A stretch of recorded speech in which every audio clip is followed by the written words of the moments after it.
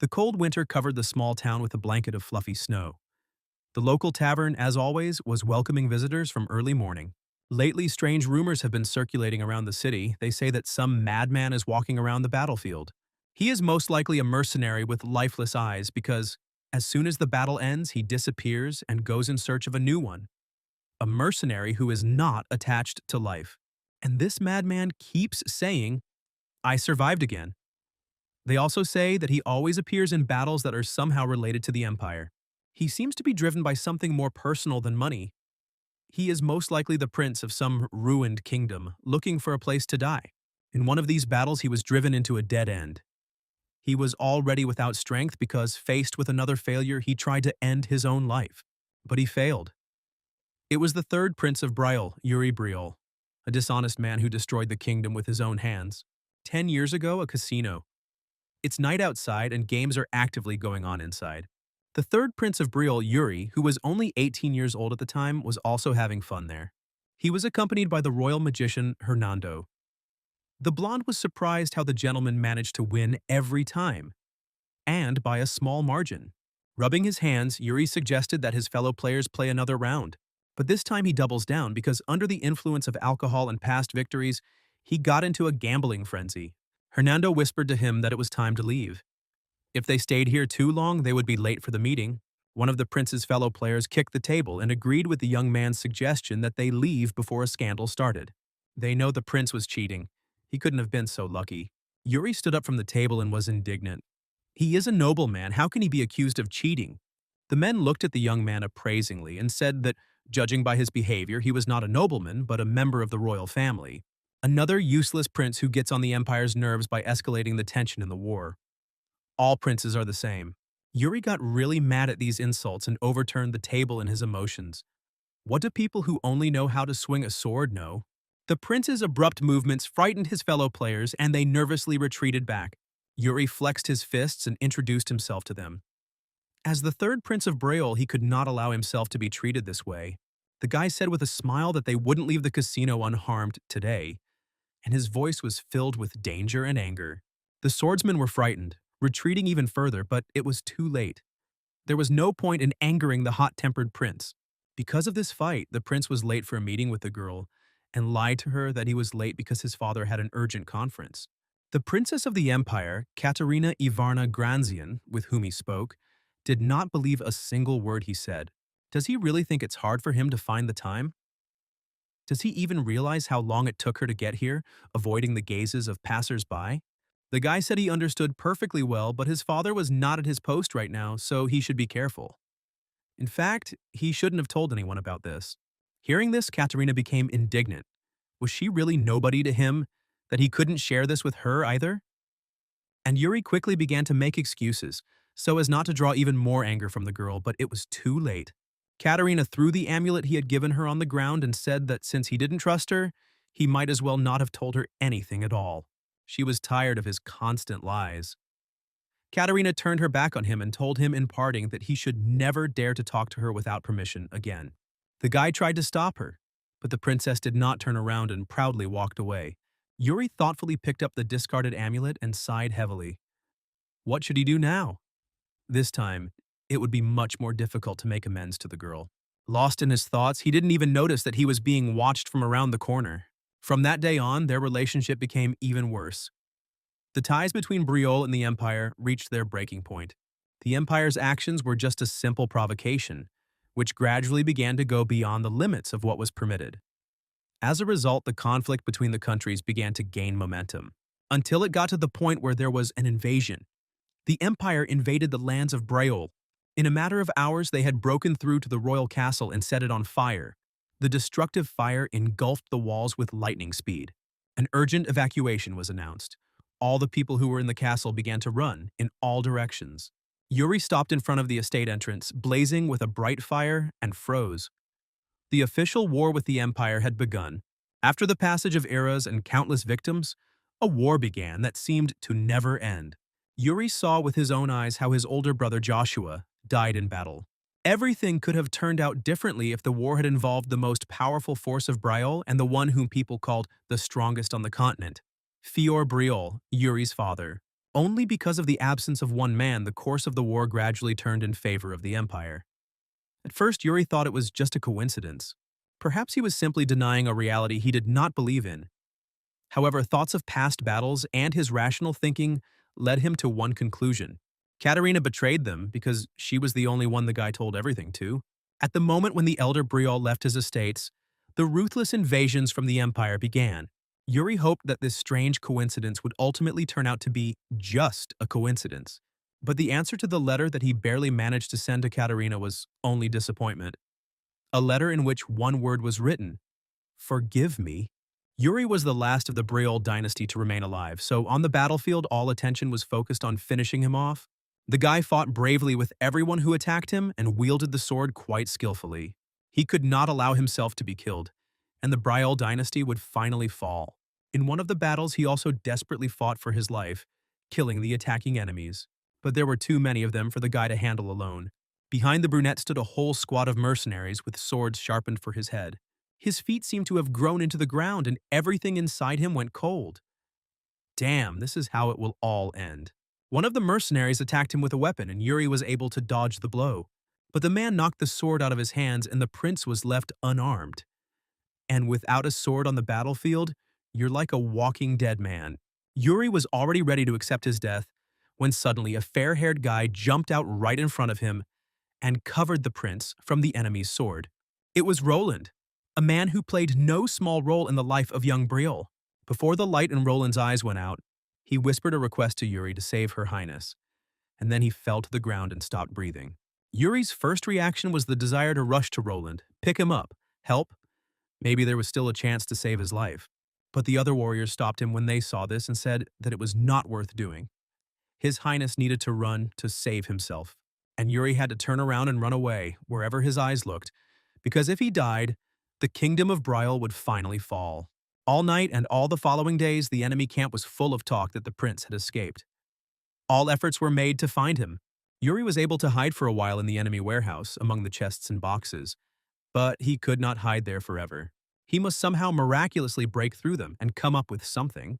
I wonder what happened to his father. Considering that he hasn't returned yet, he was most likely killed before entering the kingdom. While he was thinking about it, the doors to the warehouse opened for the first time. The prince's heart sank in his chest. It was the enemy commander. He humbled the boy with a calm, unreadable look. Yuri begged him for mercy. He couldn't die here like this. If he dies here, Briol will no longer be able to resist. The deaths of so many knights who sacrificed themselves for him will be in vain. Contrary to the prince's greatest fears, the commander did not kill him, but even apologized.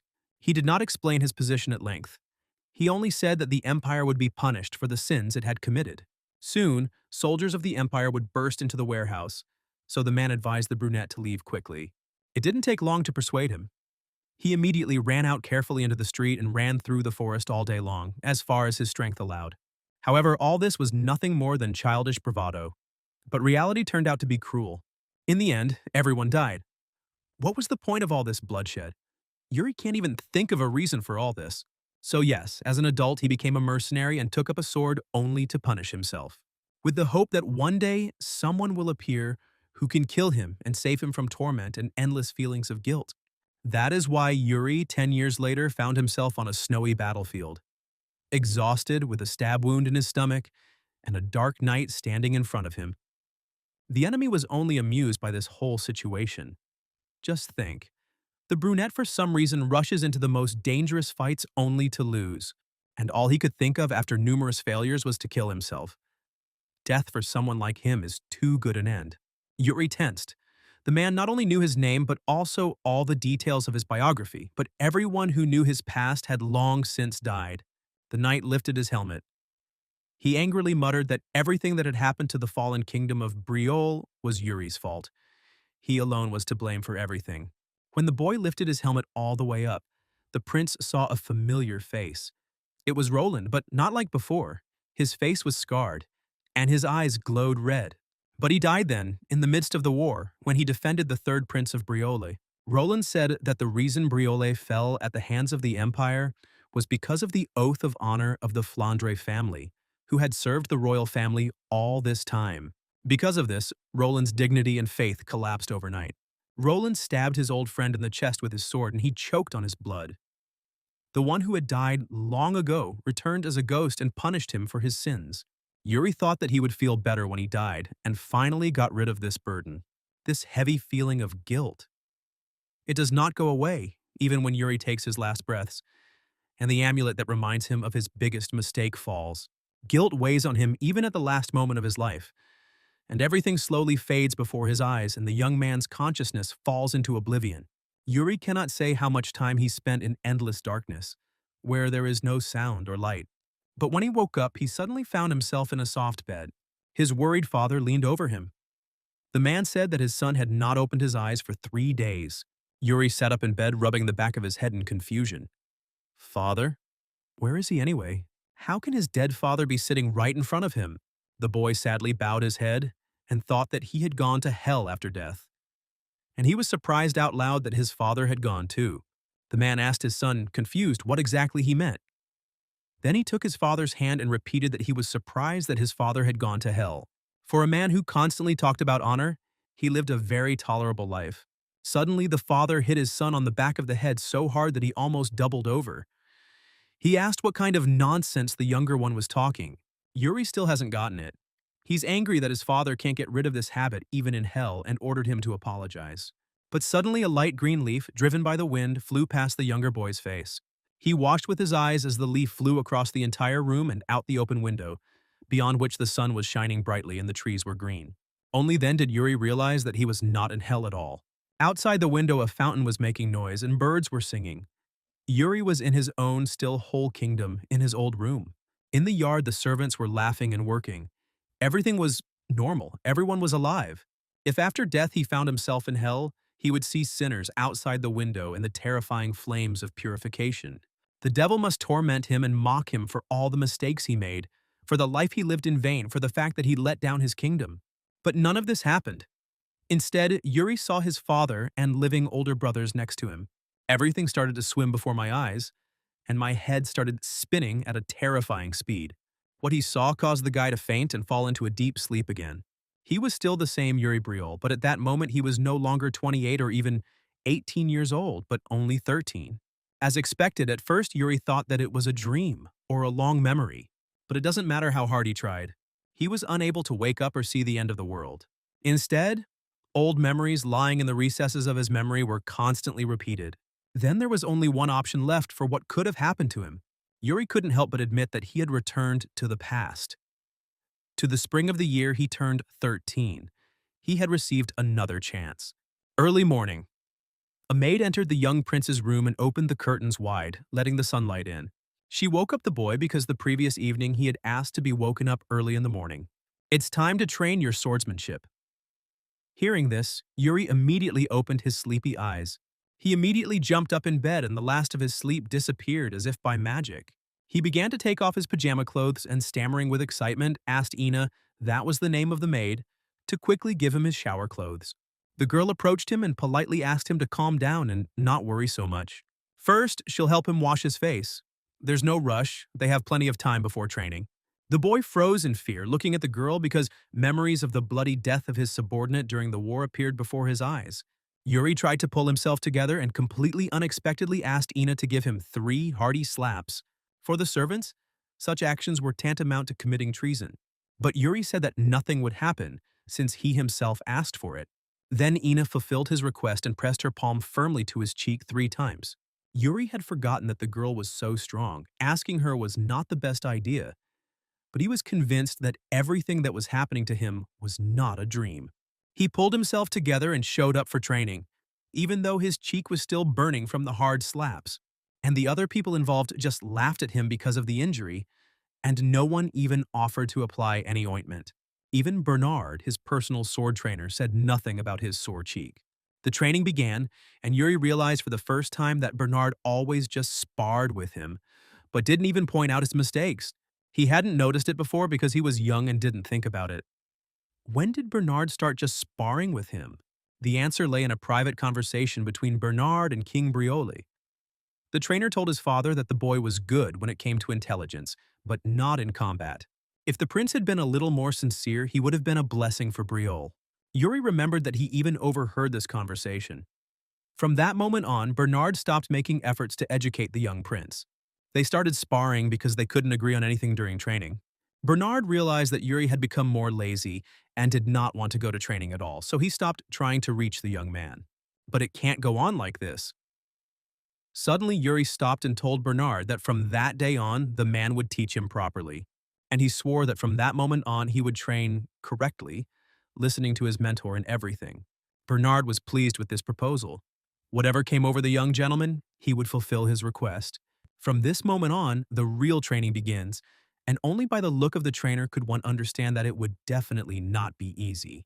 Bernard, like a cheetah, ran at great speed towards the student and their swords crossed. Yuri was able to withstand this short blow and Bernard jumped to the side, still remaining in an attacking position. The boy swallowed hard. He had already forgotten how strong his master was. Before coming to work as a trainer at the Briol estate, he had a brilliant reputation. He was known throughout the kingdom and beyond as the Sword Demon. Yuri cowered in fear, noticing that the trainer had also activated his mana flow, preparing for a blow. The training was going to be tough, and so it happened. But the brunette held out with dignity until the very end. Yuri thought that if he hadn't been a mercenary in his past life, he wouldn't have been able to stand it at all. Although Bernard's training is terribly tiring, his abilities will improve much faster, right? So he needs to keep trying. Bernard couldn't help but admit that Yuri had done a good job in training. He had repelled all of his attacks. Where had the prince improved his skills so much? Suddenly, Ina ran into the arena. She told His Highness that it was time to stop training and come out, because the king requests his presence. Yuri was surprised and asked why his father needed him. Ina said that, apparently, Count Johannes brought his son, the same age as Yuri. The boy remembered him from his past life, that he was the man who betrayed the kingdom and gave the empire a chance. His name is Got Bahvar, and in the past he happily led one of the empire's troops. Yuri's mood worsened considerably. He was not going to stand on ceremony with a traitor in this life, so he sternly asked Ina where this idiot was now. The Briol family and their invited guests met together a little later in the dining room. Count Johannes looked at the third prince of Briol in fascination, and noticed that he had changed quite a lot. He has become much smarter and more obedient, which is definitely pleasing. Yuri's father, as always, remained cold, so instead of acknowledging the changes in his son, he assumed that he had simply taken the wrong pills. The count laughed it off and said that he then wanted to give these pills to his son too, since Got had room to grow. The count's little son, meanwhile, looked at Briol's eldest son with great admiration, because he had always looked up to him. But the younger one's menacing gaze made him feel awkward and tense. The middle brother nudged Yuri in the shoulder and asked if he and the count's son had had a fight. The boy answered in the affirmative, still frowning. The brother was very amused by this. And what will their powerful younger Briol do then? Yuri didn't answer. All his thoughts were focused on his opponent. Got looks normal, but in fact, he is now thinking about how to match the mood of others. Now, as in the past, when he was older, the boy has not changed at all. Unable to withstand the uncomfortable gaze, Got also glared back angrily, hoping that at least after this Yuri would stop pressuring him. And Yuri really pulled himself together. This life will not go down the same shameful path as the last one. Come to think of it, around this time in his past life, he had a fight with Got. He decided to betray Briol because he had a grudge against the prince since that day. In this life, Yuri decided to do things a little differently. After dinner, he challenged the younger Johannes to a duel in the yard. Instead of swords, they armed themselves with thick sticks. Yuri told his peer that the kingdom does not need weak-willed knights, so he wants to test him. Although he is not an official knight at the moment, he will become one in the future and serve the kingdom. Got barely had time to hesitantly agree with this, when the young gentleman announced the start of the duel and, without a second's delay, attacked his opponent. The boy managed to block this blow and declared to his opponent that a surprise attack is very cowardly. Then Yuri jumped back and stomped his foot hard on the sand, and it flew straight into the opponent's face. Sand got into Got's eyes, causing him to become confused. Wiping his eyes, he asked the prince to fight a noble battle and not like this. Then Yuri threw the stick aside and decided that he would continue to fight without any weapons. Smiling slyly, he ran up to his opponent, confident that victory was already in his pocket.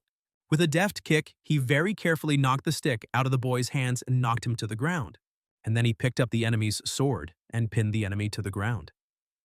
In his past life, Got Bavar used the honor of a count to sell information to the empire. Of course, he did it to survive, but this time, Yuri will make sure that Got will stand firmly on the soil of Briol. Yuri told the boy that his father was a great count and a respectable knight, and he asked him why he thought his father had received all these titles. Got admitted that he didn't quite understand what Yuri meant. Then the brunette extended his hand. In this life, Yuri will not allow dissent from any knight, not even himself. Then he asked the boy another, paraphrased question: why did Got's father become a count? Who gave him this title? Yuri didn't wait for an answer. Got grabbed his hand and the boy helped him up. Yuri advised his comrade to think about what he had said today. Got continued to be wary of the prince, but it was clear that his words had planted a seed of reflection within the count's son. When Bakvar left, his brother praised Yuri for this inspiring speech. The younger one really fights well. He thought that Yuri would lose, but it turned out to be more exciting than he expected. Yuri, a little offended that his brother didn't believe in him, shook himself off and asked if he even knew who he was. The elder replied that Yuri was the worst blockhead and swindler that had ever existed in the kingdom. The boy frowned and said seriously that he was not like that anymore, and the older one should stop causing problems too. The brother was confused. Did he hit his head? Or did he really decide to change? Yuri smiled at him radiantly, because his intentions to become better were completely sincere. After this conversation, the boy went to another sword training session and stayed there until the evening, until the sky began to darken. Bernard praised the student for his good work and suggested finishing it for today.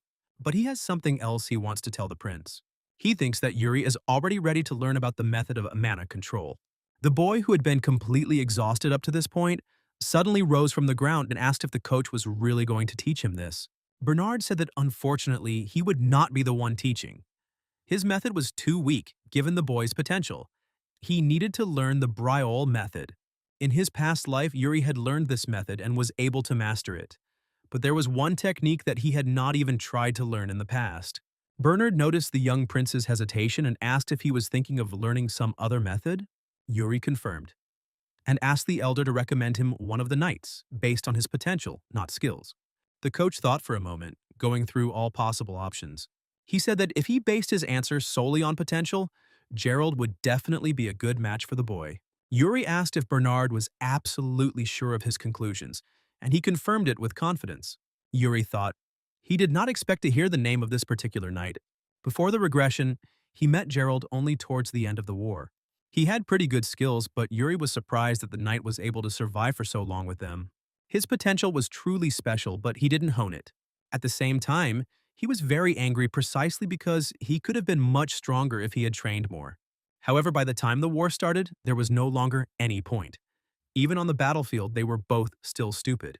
Regardless, the boy decided to trust the coach and headed to the training hall inside the palace. As the elders were still training, Gerald stood next to the other students, preparing for a practice duel. Up on the balcony stood a young teacher watching the training of the young knights. Suddenly, the door to the balcony opened, and the quiet creak of the hinges attracted the man's attention. Yuri looked inside and waved his hand in greeting. He said that he came to see how things were going. The coach smiled and said that they were always happy to see His Highness. Preparations were in full swing. They were working hard. Yuri looked down from the balcony at the knights' training duels and noticed that they all looked quite enthusiastic. The boy asked him where Gerald was among them. The man pointed to the newcomer in the distance. Then Yuri finally noticed him in the crowd but was not particularly pleased with his fighting style. Now he understood what Bernard was talking about. Training should be based on the desire to improve your skills, and he was simply doing as much as was necessary. Yuri has already said out loud that at this rate the talented newcomer will soon lose ground. The boy asked Sir Rosso, the teacher, to bring the prince a wooden sword. He wants to join the sparring. Rosso didn't mind, so Yuri pointed his finger at Gerald and said that he wanted to fight him. The trainer gave him this fight and didn't even ask any additional questions. All the other knights sat on the ground around them. Gerald's comrades teased him, motivating him to take this battle seriously, and gave him all sorts of advice. Gerald sighed heavily and rolled his eyes. Fighting a minor was like bullying to him. Yuri was inspired by the fight. He said that Gerald, according to rumors, was quite gifted, and asked the elder not to give in to him because of his age. The guy hesitantly promised him this, but there was no sense of sincerity in his words. Either way, Yuri enthusiastically threw himself into the fight, hoping that Gerald would keep his word. Gerald parried his attack with the utmost ease as expected. His comrades were not surprised at all either. The young man always fights without making unnecessary movements, just like this time. But Yuri continued to persistently attack the brown-haired man, and then he felt a little difficulty. His comrades also noticed that His Highness was quite good. After only half a minute, Gerald had to put in a little more effort to keep up with the speed of the younger man's blows. The boy's movements are so unnaturally consistent. For his age, this style of swordsmanship is very unusual. It is also noticeable that Yuri fought without even feeling any difficulties. For him, this fight was like a game. As if he could attack even faster and more fiercely, but he deliberately adjusts to Gerald's pace. Yuri was pleased to notice that Gerald had finally realized that the younger one was giving in to him and said that fighting like that was no fun at all. So at that very moment he sped up so much that Gerald barely had time to block the blows, and said that now he would fight seriously. Despite the most unexpected attack, the opponent still blocked the prince's sword. As expected, he has animal reflexes. The next swing of the young prince's sword was so swift that the boy had to jump back to avoid being hit. He wanted to gradually increase the pace in order to conserve his strength and defeat the younger one. But now he needed to come up with a new strategy. Gerald irritably parried another powerful blow from the younger's sword, increasing the distance between them. This was the first time in the entire fight that Yuri lost his head and fought back purely on instinct. Even considering Yuri's past, Gerald is still a pretty good knight. The boy thought he could beat him, but now he doubted it. Still, he must hit his opponent at least once. So he ducked down and deftly slipped under the brown-haired man's arm.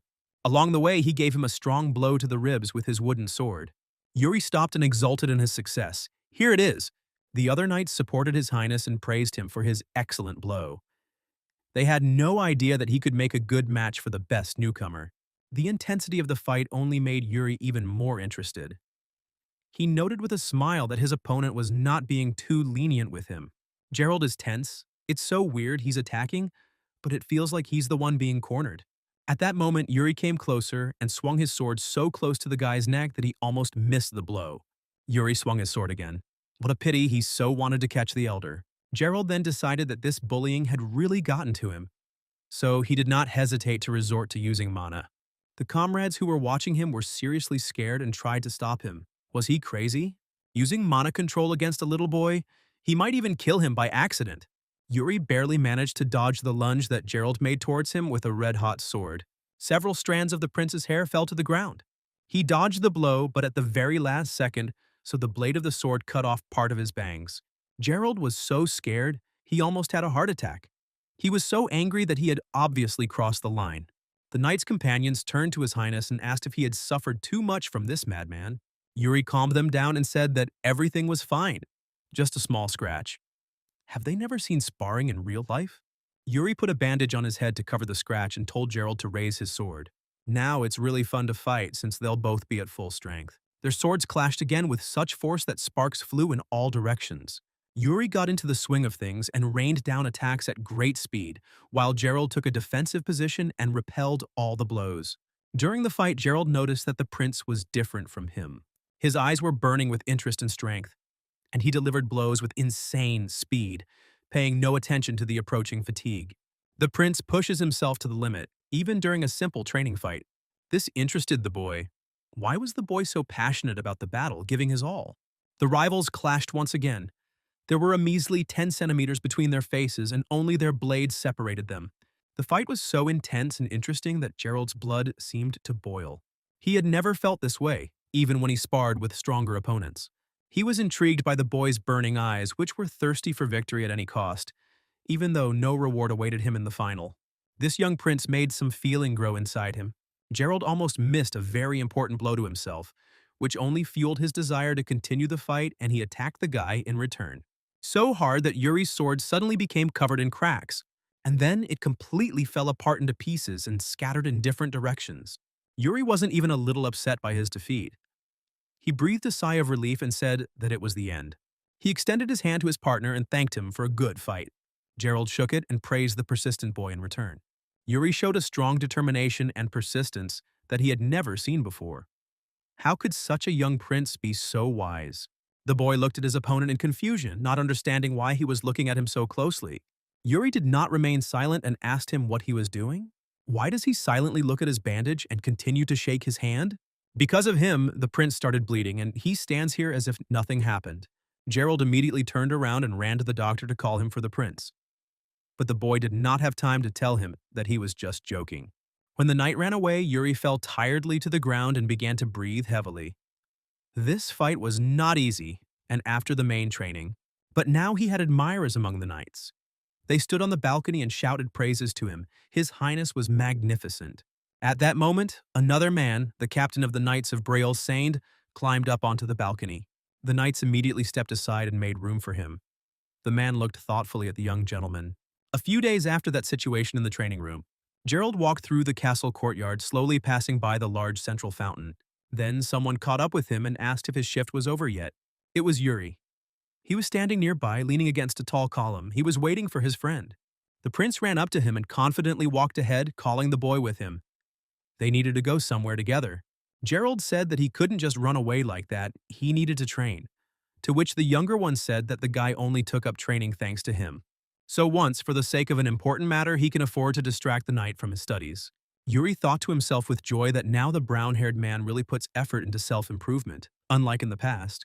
Gerald asked where they were going, but the boy did not answer and ordered him to follow him silently, and he promised that there would be nothing dangerous there, especially since there was another person with them, who arrived at the meeting place just in time.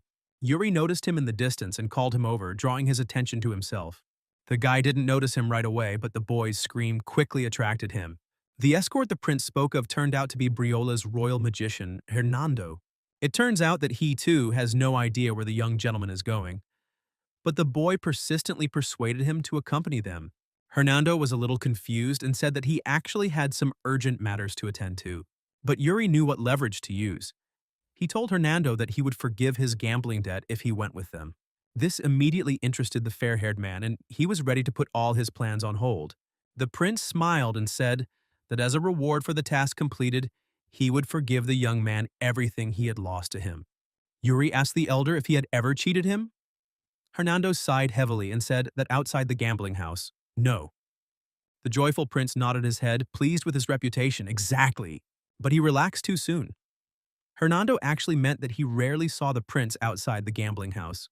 Yuri remembered with sadness that in his past life this had indeed been true. Be that as it may, he was really ready to forgive Hernando the full amount of his debt. The boy reluctantly agreed, but said that he could not take the prince's word for it. So he took a form out of his inside pocket and asked the boy to confirm his promise in writing. Yuri looked at him tiredly. What's wrong? Does his reputation really have that bad? So, what are the words of the young Prince Briol worth at this moment? Yuri agreed and said that Gerald would vouch for him. So there was no need to give written evidence. At first, Gerald didn't quite understand what they wanted from him, but then, reluctantly, he agreed.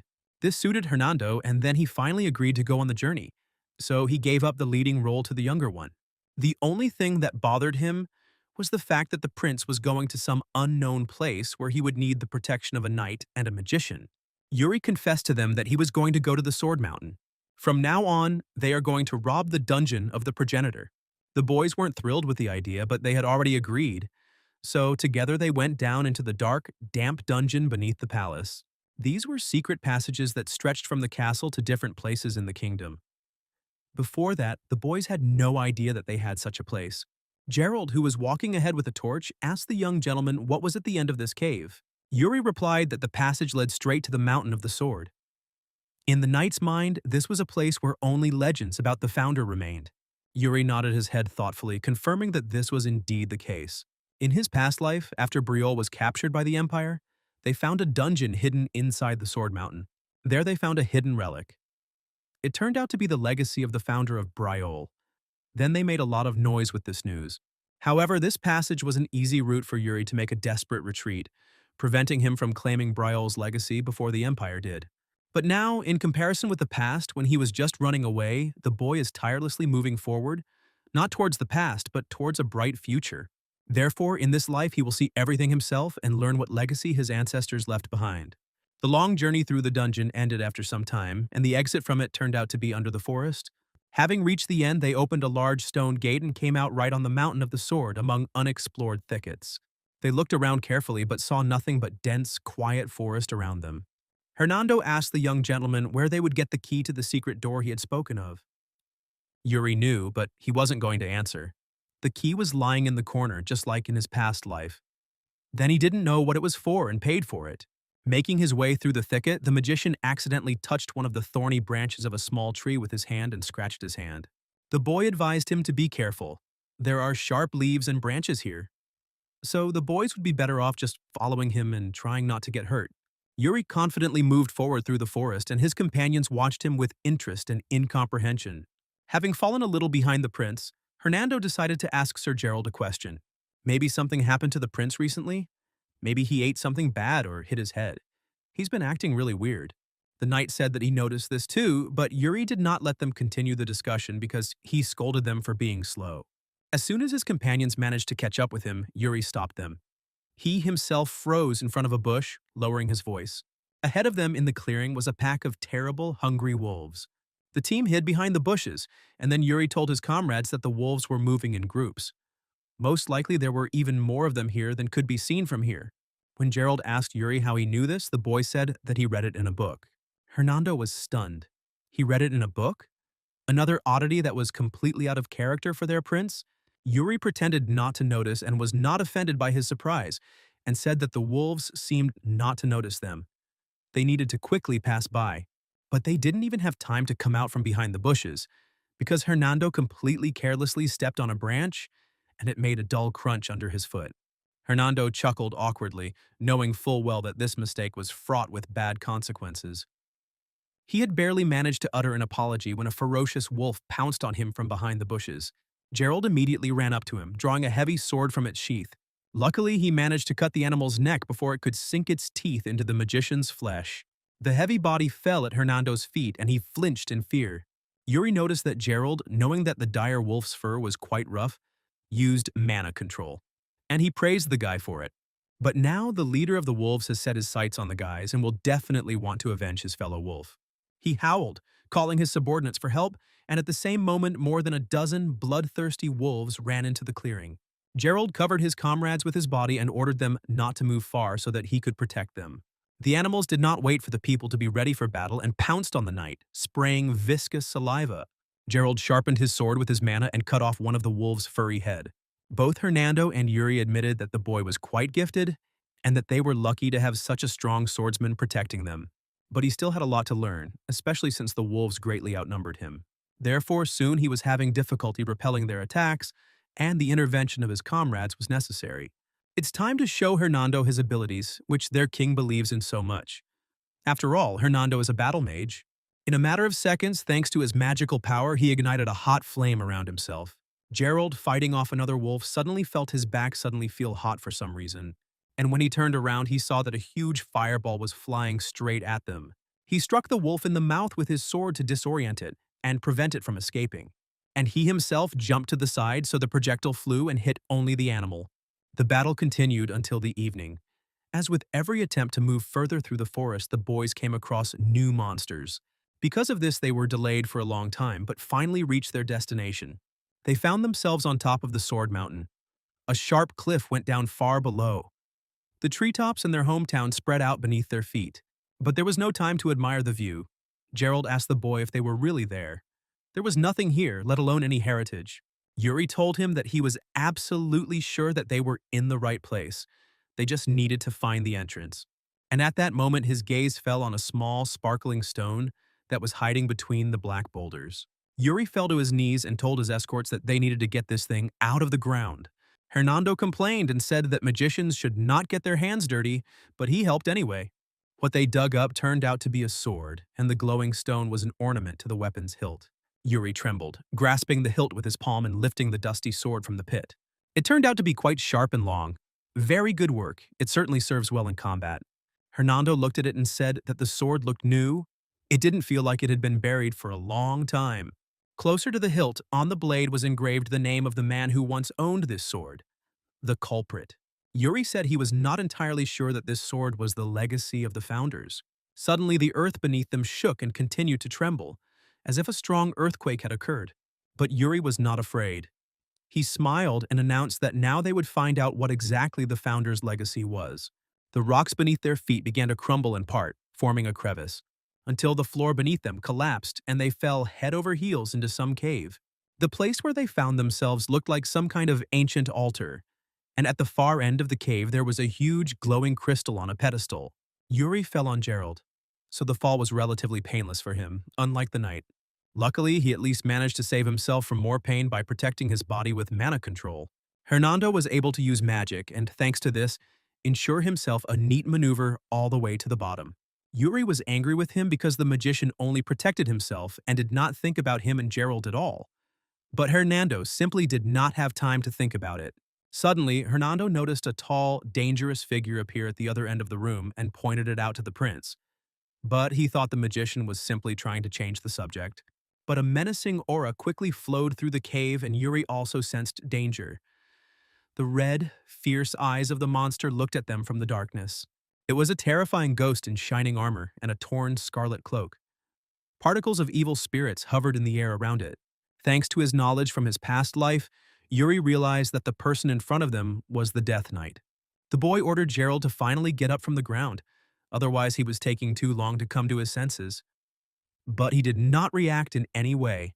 Then the prince ran up to him and kicked him, causing the knight to immediately come to his senses and fall to the ground. He looked around in fear and asked his comrades in a trembling voice where the hell they were. And then he was overcome with even greater fear when he saw a dead man in plate armor in front of him. He also recognized the Death Knight. Even though he was scared himself, Gerald grabbed his sword and covered the prince with his body, doing his duty.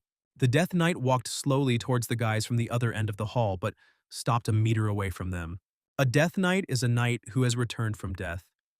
If a knight dies and is reborn in this form, he becomes stronger than he was in life. However, Yuri knew that everything was fine and told his escorts that this dead man was not dangerous. Gerald asked the boy how he knew, to which Yuri replied only that his instincts told him so. There was no way that the knight guarding the ancestor's dungeon would fight him, a man with the same bloodline. But it was hard to tell from the dead man's appearance that he was friendly. Lifeless, terrifying eyes bored into the boy, until the knight suddenly grabbed his sword in one deft movement. Hernando and Gerald, scared to death, immediately rushed to save the prince. A sharp blade flashed right in front of his face but did not touch him. And not even because Yuri dodged. The knight drew his sword from its sheath and threw it aside. It stuck point blank into the stone floor. Hernando, who was standing behind, was afraid that with this movement the guard had cut the prince's head in half. But Yuri, unharmed, turned to him and said that everything was fine. Only this blow caught his bangs and cut them comically. The Death Knight looked at the boy carefully and said that he had the same smug demeanor as his ancestor. The boy asked with interest and surprise who exactly he was talking about. The knight replied that Yuri reminded him very much of Eric Briol, which greatly surprised Gerald and Hernando. The boy said that this is the name of a man that every inhabitant of the kingdom knows. He is a master of the sword who conquered the entire continent using only one blade. He is also the progenitor of Briole, the land of knights, and its first king. Yuri asked in surprise if he was the first to find this dungeon since his great-great-grandfather had buried it. The knight said yes. He also added that only a descendant of Briole could lift that sword at the entrance, so he immediately understood who was standing in front of him. Yuri was dumbfounded. He looked at the blade in his hands. So this means that this is the same unrivaled sword that the forefather used? But the knight told him that it was not Eric's sword, but his. And the boy was not exactly upset, but he felt awkward about taking someone else's. Be that as it may, that is not why they gathered here. The dead man asked the descendant of Briole to state the reason why he came here. Yuri introduced himself to him completely, gave his full name and status, and asked him to give him Eric's legacy as a descendant of Briole. The knight didn't answer and turned away from the boy, facing the crystal that was behind them. Since the time has come, perhaps he should complete his mission. He said that he could give the young master what he wanted and led him deeper into the cave. Gerald felt a strange, unpleasant feeling in his chest. This couldn't be happening. They came to the dungeon of the forefather of Briole and spoke with the Death Knight himself. This was not how he imagined the life of a royal knight. Noticing that the guy hesitated, standing in place, Yuri turned to him and asked what he was doing there. When Gerald looked up from his thoughts and looked at the prince, he felt something very strange. A strange fragment flashed before his eyes, which looked like an old memory, but Gerald did not remember that this had happened to him. It was as if he saw an adult prince. The guy scratched his head irritably and thought that it was because of the excitement and lack of air in the cave that he was already seeing all sorts of nonsense. When the unpleasant feeling finally subsided, he followed Yuri.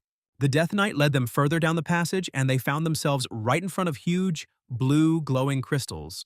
The dead man sat down next to them, and suddenly the entire cave was filled with an even stronger magical light.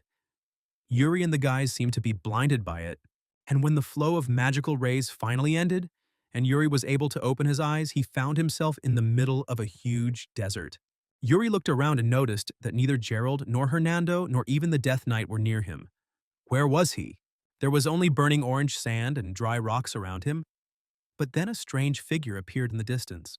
Yuri, blinded by the setting sun, could not see who was in front of him, and he carefully asked the stranger if he was the ancestor. But when the silhouette became clearer and came closer, the boy himself realized that he was wrong. What appeared before him was not a human at all. This something was anatomically similar to a human, but had no face, no genitals, no other characteristic features. The monster, armed with a sword, did not say anything to him because it had no mouth, but immediately attacked the boy. The enemy's sword met Yuri's blade and bounced off, showering sparks. Suddenly, Yuri saw a strange blue spot in front of him, which began to spin like a funnel and became larger and larger. A blue magical light emanated from his opponent. The monster used a mana control method and further strengthened both its body and blade. Suddenly, the silhouette stopped and instead of carrying out a second attack, began to silently gesticulate and explain something to him. Yuri guessed that this subhuman was showing him the basics of mana control. Having finished his silent explanation, he gestured that he now wanted Yuri to repeat the same thing. The boy's eyes widened in surprise. He asked again if the enemy really wanted him to try this in the middle of a battle. The silhouette nodded. Yuri scratched his head and thought that his ancestor really was crazy. To train someone in mana control before they even learned it, and during a fight, only someone who is living their second life can do this. Yuri followed his opponent's example and activated the mana core inside himself, as he was shown. He dropped to his knees and transferred the concentration of his power to his right hand. He was able to replicate the energy transfer technique that his ancestor had demonstrated to him quite easily. But before finishing the practice, Yuri took up the sword again. He admitted that he had not yet fully understood everything, but was ready to try it in a real fight. A wide, satisfied, excited smile suddenly appeared on the faceless man's head. He also took up his sword and prepared to continue the fight. Yuri needs to become stronger. In the near future, the Empire will show its greed and take over Briole. He will do everything possible to destroy them, and he will not repeat his past mistakes. Yuri focused all his attention on the new blade and imbued it with his mana and power. He bravely rushed into battle again. He would make Eric Breol's sword skills his own. The opponents clashed in a heated battle, and despite the fact that the confrontation was serious and dangerous, both enjoyed the process.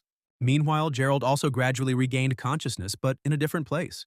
When he opened his eyes, he saw that he was in the training arena at the palace.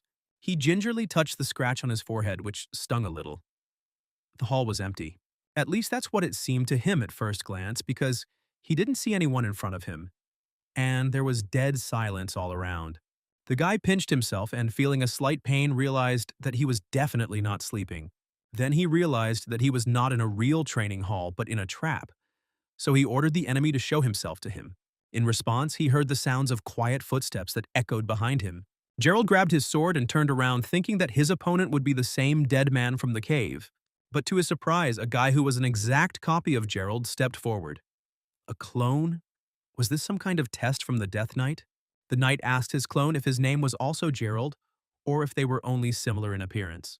But the clone turned out to be his exact copy. He grinned evilly and told the boy not to try to fight fate. Didn't he become a knight to live a comfortable life? He's pursuing dreams of wealth, so why risk his life? The clone advised him to stay away from the third prince, saying that the boy would become unhappy if he continued to fight fate. Gerald sighed heavily. There was some truth in those words. He really did become a knight for selfish reasons. And he would agree with his clone if he remained the same. But lately he has changed quite a lot. The meeting with the young prince forced him to reconsider his priorities and change his worldview and plans for life. Gerald chuckled. He told the clone all this, but the clone was unable to understand his thoughts because he was not real. Yes, he can't turn back time and prevent what he did. So thinking about what he used to be like only distracts him, so why dwell on it? The clone was very unhappy that he was unable to influence his original in any way. So he swung his sword and hit the original, but it eluded the attack. It turned out to be painfully predictable. Not surprising because the past Gerald, who fought only at the level of the acceptable minimum, was weaker than the present one. The clone uses the sword, focusing it on defense to avoid all sorts of risks. As Yuri had said, the previous Gerald had indeed been boring. Now he realized it. The clone jumped to the side, taking up a defensive position, but the real Gerald fearlessly took the initiative in the fight. He struck the copy with his sword powerfully and hit the fake Gerald's sword, cutting through both his armor and his body. The wounded clone fell to his knees and doubled over in pain. But the worst thing happened when some strange viscous liquid began to drip from the clone's open wound. In the blink of an eye, the fake Gerald transformed into a huge swamp, mud monster that was twice as tall as the knight himself. The second phase of the battle began. Gerald, of course, was a little unprepared for this, but he was not surprised that he would not get off so easily with one fight. The size of the monster is truly astounding, but Gerald promised himself that he could handle it. And he thought that the third prince was probably in the heat of battle too. Mentally, the boy wished his comrades luck in coping with their trials. Meanwhile, in the endless desert, where the young prince found himself, the fight with the Faceless was interesting, but too difficult for Yuri. So in the end, he was pressed against a stone cliff and almost lost. The tired boy hung his head and breathed heavily, looking at the ground. The Faceless one came closer and swung his sword at the exhausted youth one last time. And immediately after that, the entire area was filled with a bright blue light, as if a powerful explosion had occurred. However, this powerful blow did not hit Yuri. At the last second before his death, the boy still found the strength to make one last dash. He raised his sword and swung it with all his might at the Faceless man's attack, pushing him back away from him. The opponent, of course, missed this blow but was able to stay on his feet. Yuri straightened up, a second wind opening up in him. I wonder how much time has passed since he started the battle. It was a little dangerous. The questions of how he should use the mana control method and how he should swing the sword, all this slowed him down and therefore he was behind his opponent most of the time. But thanks to his relentless fighting, his mana finally began to gradually stabilize. Taking a breath, Yuri suddenly noticed that the sword in the Faceless man's hands was already covered in cracks from his blows. He wanted to use this to his advantage, but suddenly the blade fell apart into small pieces on its own. And right after him, the Faceless man himself disappeared into thin air, which meant an unequivocal victory for the young master. At the end, the enemy waved goodbye in a friendly manner and seemed to thank him for a worthy fight. It looks like it's time for Yuri to return to the cave. The boy closed his eyes, feeling his body already being transported back, and whispered words of gratitude to his ancestor for the useful lesson. When he opened his eyes again, he really found himself in the same cave. For some reason, his head hurt a lot. In front of him stood his escorts, who by this time had also managed to complete their tasks. The Death Knight was still sitting in front of the crystals, and seeing that the boys had woken up, he grinned and suggested that they had had some very interesting dreams. He said that what happened to them was Eric's order, something he left for Briol's heir, who would one day come.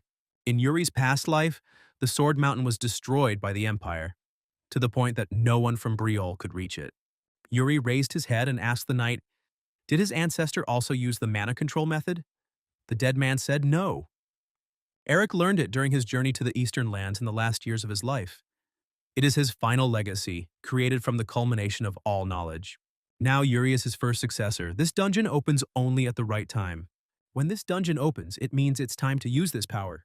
Yuri asked him what time he was talking about, but the Death Knight could not answer this question. He said that Yuri had to figure this out on his own. But the knight was at least able to tell him that this method of mana control was what Eric called a blow to the heart and soul. After this, the dead man asked the boy to kneel down. He must give him the heritage of his ancestor. The boy obediently dropped to one knee in front of the guard and bowed his head. The dead man placed his heavy palm on the crown of the prince's head and began to recite the speech that Eric had asked him to pass on to his descendants. First, Yuri must not be afraid of his enemies. The boy nodded in agreement. Second, let the boy do what he believes in. Yuri nodded again, and until the very end he must fulfill his duty as Briol. Suddenly, the Death Knight grabbed the boy by the hair and lifted his face towards himself. There remains one last commandment that he must pass on from his ancestor before he finally dissolves into thin air. Briols do not disdain honor, even after death. His father and other older relatives always told him this. This is the sacred oath of Brioli, and they must all keep it. This is how their short journey ended, after which they returned home. As soon as the sun rose, Ina came into Yuri's room to wake him up, as always. The boy winced irritably from the bright light and covered his eyes with his hand. He hadn't slept at all. Worried Ina also understood this, since the young master came home very late yesterday. The boy told her that he had simply gone to the royal library and had stayed there for too long, not noticing how time had passed. Yuri actually went there after they returned with Hernando and Gerald to the palace. According to royal genealogy records found in the library, Eric Briol had a brother, a man who disappeared from the annals of history and left no name behind because he renounced his honor. Yuri logically came to the conclusion that it was he who eventually became the Death Knight they saw yesterday in the cave. And he is the true owner of the sword, which now belongs to Yuri. By this time, Ina had brought the youngest his clothes and told him to get ready quickly. The king was looking for him. She doesn't know the exact reason, but after meeting Sir Hernando, the man asked his son to come to him. Yuri sighed heavily. He wasn't surprised to hear that after what happened yesterday. At the end of the journey, Hernando told the prince that he would report to his majesty everything that had happened to them in the dungeon. Yuri asked him not to do this so that unnecessary problems would not arise. But the magician said that some very important events had happened, so they were obliged to tell the king about everything. So Yuri guessed that the magician most likely reported all the details of the campaign to his father. Having dressed, Yuri grabbed his new sword and went down to his father in the throne room. The father immediately got down to business and said that he learned from Hernando that his son not only left the palace of his own free will, but also found the dungeon of his ancestor on the mountain of the sword. Yuri had no intention of lying to his father, so he only confirmed what the royal magician had said. Then the man noticed his son's new sword and asked if he had found it in that dungeon. The younger one confirmed it. The man came closer. He had recently heard a lot about how the boy had changed a lot. His maid Bernard Senda and even Hernando spoke about it. He placed his hand on his son's head and asked him to tell him what had changed him so much. The boy nervously gripped the hilt of his sword, not knowing what to say to that. If he told the truth, his father wouldn't believe him anyway. They humbled him with a stern look and asked him again. Was he really not going to answer? Yuri said that he does not speak out of reluctance. There is another reason. He can't tell what changed him so much because his father clenches his fist and he's afraid of his reaction. Then the man relaxed his hand and seemed to relax even more and exhaled. And again he asked his son to answer the question, since now nothing was stopping him. Yuri thought for a bit, deciding how best to answer, and eventually said that he had a dream. And in this dream, the boy committed a terrible sin, which is painful even to remember. The king looked at him in surprise and asked what kind of sin it was. Yuri hesitated and lowered his eyes in shame, collecting his thoughts. And then he suddenly gathered his courage and admitted that the sin was that he could not save Briol. In his dream, the kingdom became part of a great war in which many innocent people died. He tried desperately to save Briol, but he failed. He lacked the strength, courage, and resourcefulness. As a result, the kingdom fell, and he was forced to flee from it dishonorably. Ultimately, he wandered the world for many years, plagued by guilt, and then died at the sword of an enemy. He woke up from this dream and realized that the necklace his mother gave him was missing. Then he suddenly thought, maybe this dream was a warning from his mother. And he decided that it was time to change, that he had enough of bringing nothing but trouble to the kingdom, and that he must nobly fulfill his duty as a prince. The father listened to him attentively and then asked what had destroyed the kingdom in the boy's dream. Here Yuri hesitated. It was too early to tell his parent about the empire. Besides, there is a chance that the empire will not attack since he is already changing the past. So the boy told his father that he wasn't quite sure what caused it. There was some dark army he didn't know. Then the father softened and calmly told his son that it could have been either an ordinary nightmare or a real warning. But he was glad that the younger one pulled himself together. Yuri didn't like the last wording about pulling himself together because it wasn't quite true. If he hadn't returned to the past, he wouldn't have come to his senses. Having received such a chance, he only tries to atone for all his sins and save the kingdom, which he was unable to do in his past life. Suddenly, the king had another question. Something needed to be clarified. He ordered his son to bring his newly acquired sword for this purpose. Fior Briol is a genius who has held a sword in his hand since birth, a man with many titles. He made his name on this continent with his incredible skills. He is one of the top 10 strongest on the continent, and is also considered the strongest among these same 10. Simply put, he is the strongest swordmaster on the continent, whom no one dares to look down on. Fior brought his son to his personal training hall, which was Yuri's first time there. There the king confessed to him that he did not think that any of his sons had the talent to wield a sword. Yuri immodestly said that he was apparently the exception among the three of them. The father did not like that his son was so proud of his skills. He extended his hand with the sword, pointing it at the younger one. And I asked him what talent means for a swordsman? Maybe strength, speed, reflexes, or outstanding intelligence? If you have all of these, can you become an outstanding knight? Yuri didn't know what to answer. He thought that these qualities were enough to ideally master the technique of wielding a sword. But the father does not agree with this, and he confidently said that this will not be enough.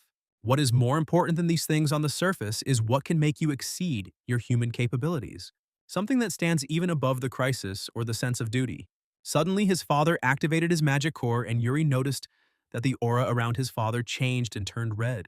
The boy felt a strong excitement wash over him as he felt this uncontrollable power, and he squeezed the sword in his hands even tighter. But as quickly as it appeared, the aura disappeared. Fiore sheathed his sword and said that he himself did not know what this secret feeling was called. It feels like a kind of call of the sword, if you try to associate it with something. Yuri was finally able to relax, although his heart didn't feel any calmer. And he asked, "Maybe this is called fate?" The man thought for a moment and nodded. "Maybe so." Yuri looked at his blade carefully. In his past life, he had not followed the path of the sword. But what now? Could it be that he has unknowingly taken the right path? Or is it something he has yet to experience? Fior asked his son what he was thinking. Should he hold the sword? Does Yuri hear the sword calling him? When death approaches, does he still hold on to his sword? Yuri tried to focus on his feelings, but he had to honestly admit that he felt nothing. However, when he looked up at the king after that, he no longer looked like his father. Instead of stern brown eyes, two red dots were looking at him. Fiore suddenly changed and became like a faceless shadow, and the walls of the training hall seemed to blur in his field of vision and darken. The boy's heart was pounding like crazy. It was as if huge red eyes were looking at him from all sides, which would swallow his poor soul whole if he made a mistake. Panic began to grow in his chest. Suddenly, frightened voices were heard from everywhere. Blurred silhouettes began to beg Yuri to run, to save himself. And then, in the blink of an eye, all of this disappeared from view, and Yuri suddenly found himself in the middle of a huge fire. His house was burning. His kingdom was in danger. Yuri found himself back in his adult body in the midst of a hot, bloody battle. He looked around in horror. Why was Briol on fire again? What was happening to him? Behind him, strange voices suddenly sounded. They joyfully but unkindly shouted that they had finally found the third prince. A large detachment of imperial warriors ran towards him with swords, and next to them rode the huge cavalry of the empire. The boy's heart sank in his chest at the sight of it. He looked at his hands in shock, his head spinning from the amount of emotions and the murderous heat around him. What happened? Why did he suddenly return to this nightmarish past? How did it happen that he witnessed Briel's fall again? One of the enemies took advantage of the prince's confused state and vilely attacked him from behind. Young Briel barely had time to notice this and at the last moment turned around, stopping his sword with his own. With a little more force, he managed to push him away from himself and cut open his enemy's chest. Then he heard that more people appeared next to him, but this time it was not an enemy detachment, but his subordinates. They covered the prince with themselves and told him to run away, to save himself, while they held off the imperial army. Yuri looked at everything that was happening with horror. Was it really true that all this time that he had been in the body of his little self was just a strange, long dream? In the end, Briol was destined to fall without strength. He can't stop it? Yuri didn't run away from the battlefield this time. He stood in the middle of the blazing flames and glared at his opponents. He is not the same now. Even if he cannot save his kingdom, he made an oath that he will never fear his enemies. He will fight for what he believes in. He promised to fulfill Briol's duty to the very end, even if it meant facing his own death. Therefore, the young man bravely entered the battle, refusing the opportunity of a shameful escape. He boldly cut down with his sword, first one enemy, then a second, then all the rest who dared to approach him. One of the spearmen tried to pierce his stomach, but the guy blocked the blow with his hand and pushed his weapon aside. And he himself pulled his sword forward and killed the enemy first. There were still many enemies in front of him, as expected. The Empire greatly outnumbered them. Yuri suspected that against such a number of people he was a dead man, but he did not neglect honor from now on, even after death. He will fight until the very end, until his arms and legs give out, or until one of his enemies proves stronger, giving him a noble end. Suddenly, the fiery battlefield around him cleared, and Yuri was able to breathe freely again. It was as if he had been pulled out of a very deep sleep.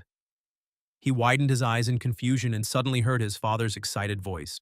He was 13 again, still in the training room with his father, who had just been shaking him desperately by the shoulders and asking him to wake up. The boy looked around in fear and kept muttering something under his breath about the Black Army. Where had the enemies gone?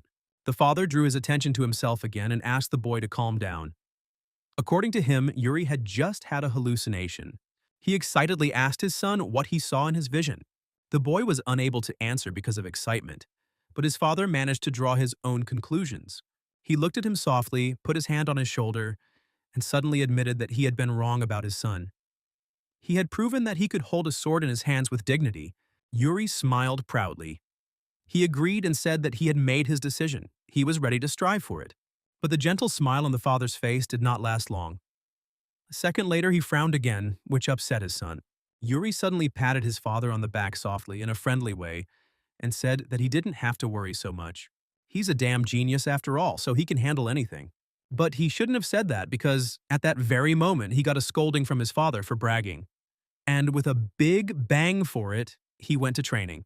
Bernard had become so accustomed to Yuri constantly getting hit on the head for his antics that he didn't even ask why he had a bruise this time.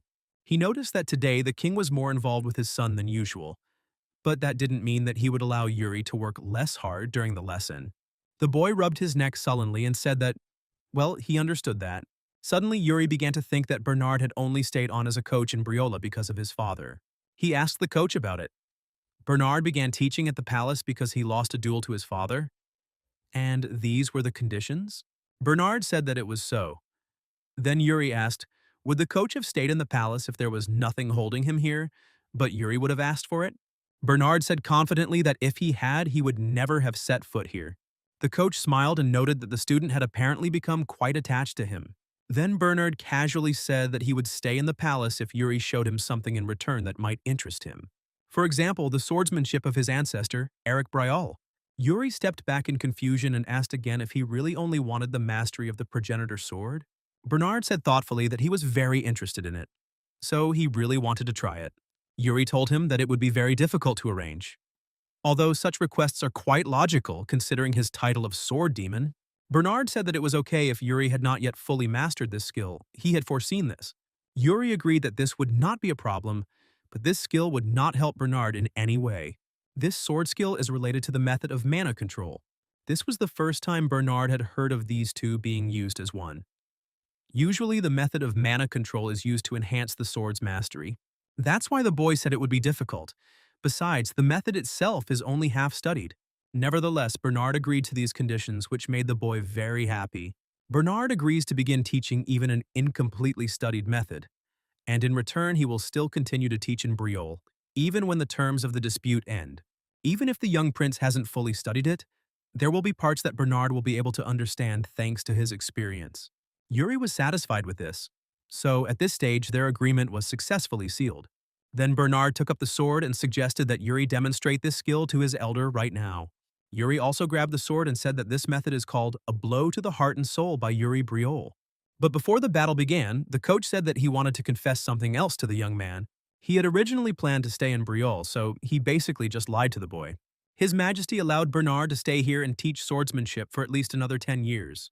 Yuri was of course offended by this, but he didn't have time to think about it properly because at that very moment Bernard announced the beginning of their battle. The boy's irritation played into his hands, so he pounced on Bernard with doubly motivated retaliation. In the evening, Yuri lay in his bed at sunset and thoughtfully looked at the ceiling. His life has changed so much lately. In this future, Briol will not be destroyed because of his mistake. Even though no special measures were taken for this, the fact that Bernard decided to stay in Briol and not leave, as in his past life, proves it. Changing the future seems so vague and uncertain to Yuri, but little by little it is definitely changing. But that's not all. This time he has to stop the Empire, without making a single mistake. Suddenly, Ina entered his room. Having overheard Yuri's monologue, she said that he should only stop causing trouble without fail.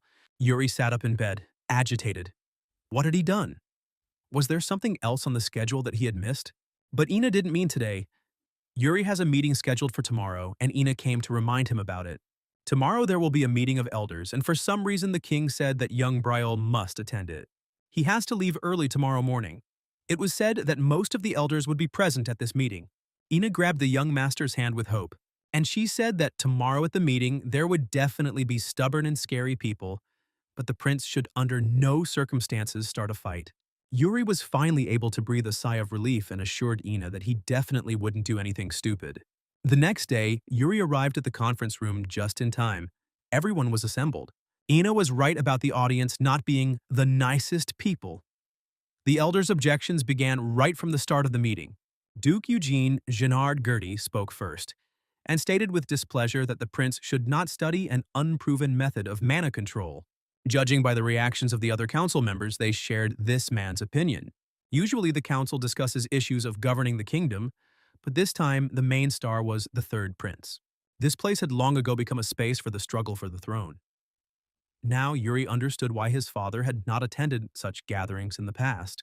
Eugene told Yuri that it would be better for him to spend his time learning the Briol method rather than learning some obscure method. Another duke entered into an argument with him. How dare he call the heritage of his forefather some unverified method? Then suddenly Eugene asked a provocative question. Why are they sure that this is definitely the legacy of the ancestor? They scolded him for doubting the prince's words. The duke immediately corrected himself and said that he was not against Yuri, he just needed to see for himself. Yuri chuckled. He was even flattered that a meeting of elders was held to discuss his method of mana control. Yuri shamed him in his heart. Duke Genard was the first to bow his head to the empire as soon as Briol fell. Realizing that he could not win this discussion on his own, Eugene asked Sir Send's opinion. Sir Send has already crossed paths with the third prince. He is the very captain of the Knights of Briole. The man calmly replied that he was not in a state to make hasty judgments right now. Each method of mana control has its own pros and cons, and each person has their own unique traits. Eugene was furious. The captain of the Briole Knights himself said that he was not sure about this method of mana control. Isn't that a good reason to forbid the boy to use it? So he thinks it's better to forget about this method for now. The duke, who had initially expressed his disagreement, spoke again. Sir Sand did not mean this at all. He was saying that each method has its own value. But the other dukes stood up for Eugene. In their opinion, Duke Genard was worried that this method of mana control could harm the prince. Yuri looked at the faces of the remaining dukes and guessed that things were bad. He was right. Most agreed with Eugene, but the real reasons were not rooted in concern for the prince. The situation has changed dramatically. If you study the method of mana control for a short period of time, it is possible to completely change the work of the core. But due to the experience in the illusion of the progenitor, the blow to the heart and soul was already firmly rooted in his core. Unfortunately, he can't even explain it to them. So, what should Yuri do? The help came quite suddenly. Suddenly, another member of the council stood up for the boy. He sarcastically noted that Eugene, as always, was choosing his words slyly to prove his case. But he would like to ask one question. Has anyone here ever fought an orc? The man stood up from the table and bowed to his comrades. He introduced himself as the Free Lord Calcio Iran. Duke Genard was indignant. How dare a simple baron attend the Council of Elders? The man ignored the reproach and instead said that he himself did not want to come, but there was nothing else to do. After all, Duke Sindor trusted him and asked him to be present at the meeting. Sindor, as befits his title, is a lord who guards the borders as well as the entire front line. He is known as a true soldier who spent his life on the battlefield, and also for not being interested in the affairs of the nobility. Those around were surprised that Duke Sindor sent an envoy to the meeting of elders, although he had previously had no interest in such events. Calcio said that his master, seeing how the nobles were playing their political games at this table, realized that he had to intervene. In a real battle, the type of mana control method does not matter much. Whether it is Briole's method or the Imperial Lionheart art, it all depends on the knight himself. Calcio asked if His Highness agreed with this point of view. Yuri agreed. He doesn't really understand why this issue is being decided here. He will still do what he thinks is right. So it means that the prince who wields the sword decided to follow the will of the progenitor and the method of mana control. Calcio asked why then people who do not own the business, who have no authority whatsoever, continue to interfere in the prince's affairs? Well, usually the noise comes from people sitting behind a desk who have never held a sword in their lives, so it's not surprising. Eugene did not like his tone and told the Free Lord that he was speaking very rashly. Aaron apologized for his rudeness, but did not take back his words. He mentioned it before, but will anyone finally answer him? Who of those present has ever fought an orc? Do the dukes really think the orcs will care what mana control method someone uses against them? The dukes had to agree with this, but they still insisted that the prince was still very young and could not make such serious decisions. Yuri asked irritably, should he really change his method of mana control just because they thought it was wrong? Perhaps for him, correcting his technique is no longer just difficult, but practically impossible. Calcio concluded that in any case, it was unlikely that His Highness would change anything. They would not extract the core from him by force. They certainly couldn't do it even if they wanted to, so what's the point of all this arguing? Moreover, the king, as far as Calcio knows, also agrees that his son should study the method of his ancestor. He accused the dukes of just sitting there and ruining the poor prince's psyche. Eugene was already at the limit of anger. It infuriated him that the Margrave's messenger was saying such things, although he himself had been keeping a low profile lately. Calcio looked at them with a murderous look. Do hundreds of people have to die before they understand that these are troubled times? They must not have seen or heard the reports of daily deaths of soldiers. On the day Calcio left the Margraviate, 4 men died. Moreover, he personally buried his friend with whom he had close contact and had breakfast together every day. Orcs never rest. They spend their entire lives fighting and killing. This monologue made both the dukes and Yuri himself think about how unstable the kingdom really was. Come to think of it, around this time a problem arose between Briol and the Principality of Klein, according to Yuri's recollections. During this period of time, orcs began to repeatedly cross the border and cause enormous damage. Calcio said that the orcs' behavior had changed recently. They had become much more sinister than they had been before. Then Yuri asked, "How are things with Klein? Isn't the army of the Principality of Klein taking part in this?" The man replied that their border guards had suddenly retreated, and the border village was completely enslaved. Some people died, and some became slaves of the orcs. The situation was stalemate. Yuri was convinced that everything was going exactly as in the past. Was it a civil war? Or was the Duke's third child involved?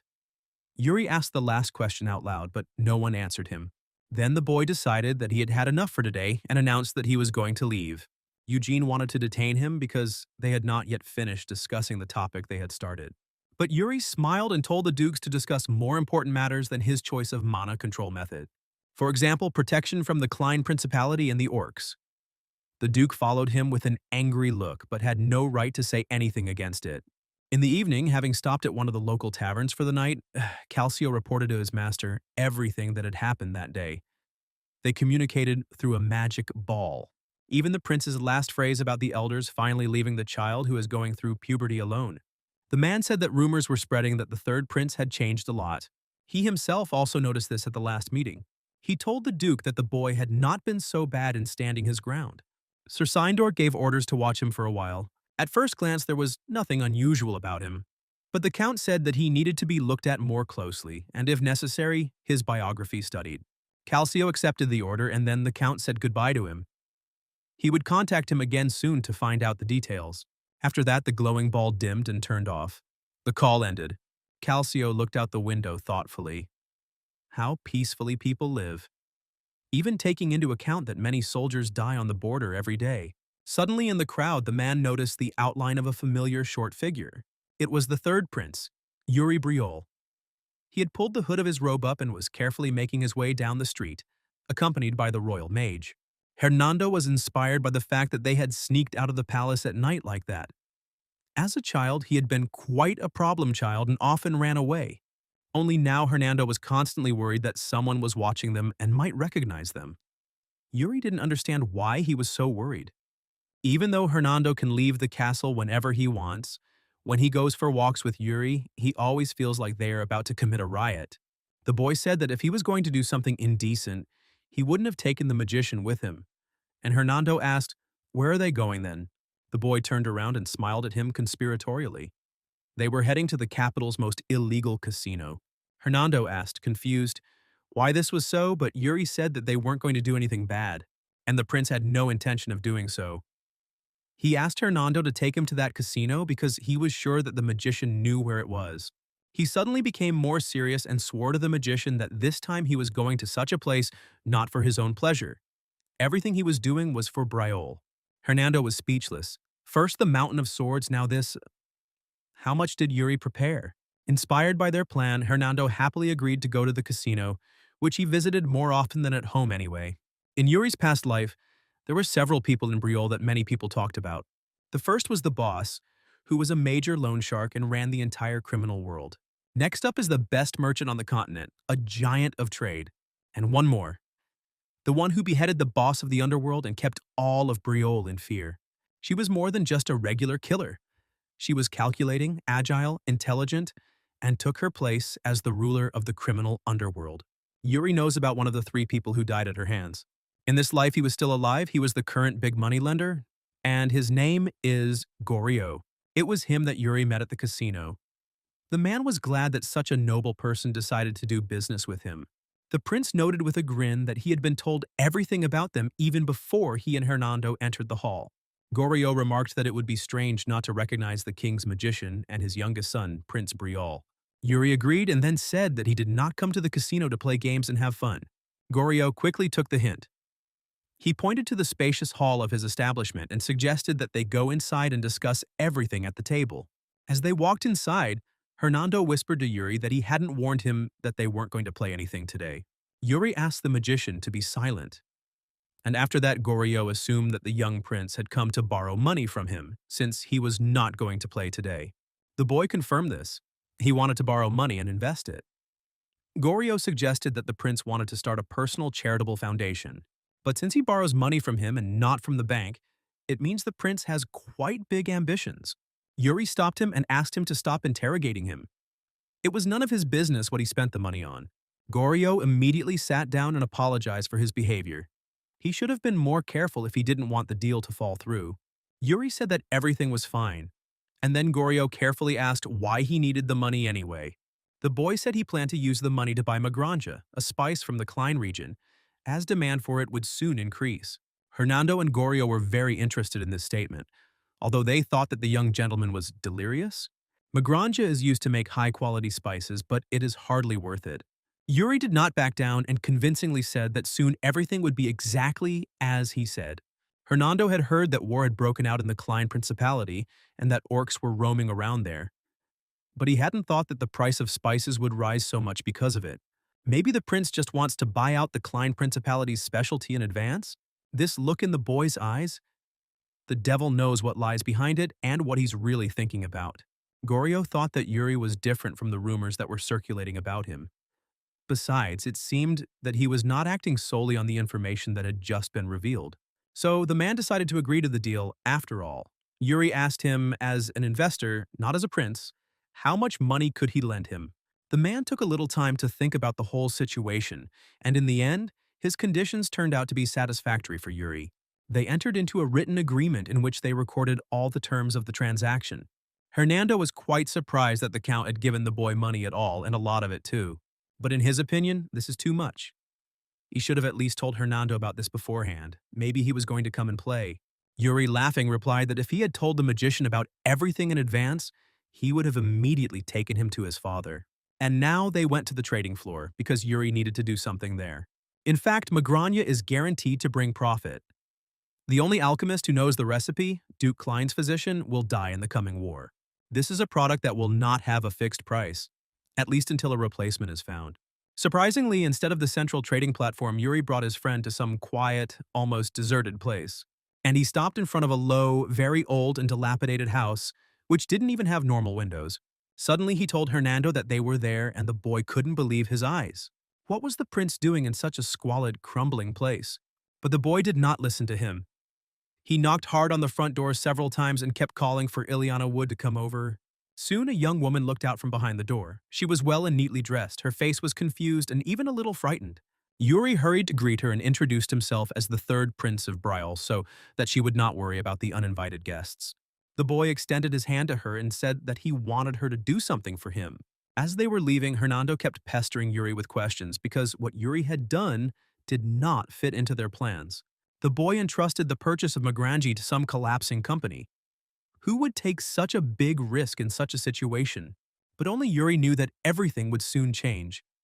Now Ileana is a trader of a declining company, but very soon she will become rich, thanks to her abilities, and become the greatest merchant in the kingdom. And unlike Goryo, full of honor and praise, who resorts to all sorts of dirty tricks, Ilian keeps his promises to his clients. Since the girl was a legendary merchant even in Yuri's past life, in this life he can befriend her and make her a mythical merchant. Giving up trying to understand the boy's decisions, Hernando asked him if they could now finish their business for the day and go home. But Yuri said that this was not all and he still had one more thing to deal with. Hernando tried to stop him, but Yuri was adamant and confidently headed into some dark alley. Hernando got scared and asked him where they were going. But Yuri's thoughts were occupied with something else. The big underworld dealers are ready to help him. There is only one thing left for the plan to succeed. Yuri took Hernando to some seedy alley where there was a large concentration of homeless people. Things were so bad that they were fighting among themselves for a piece of bread.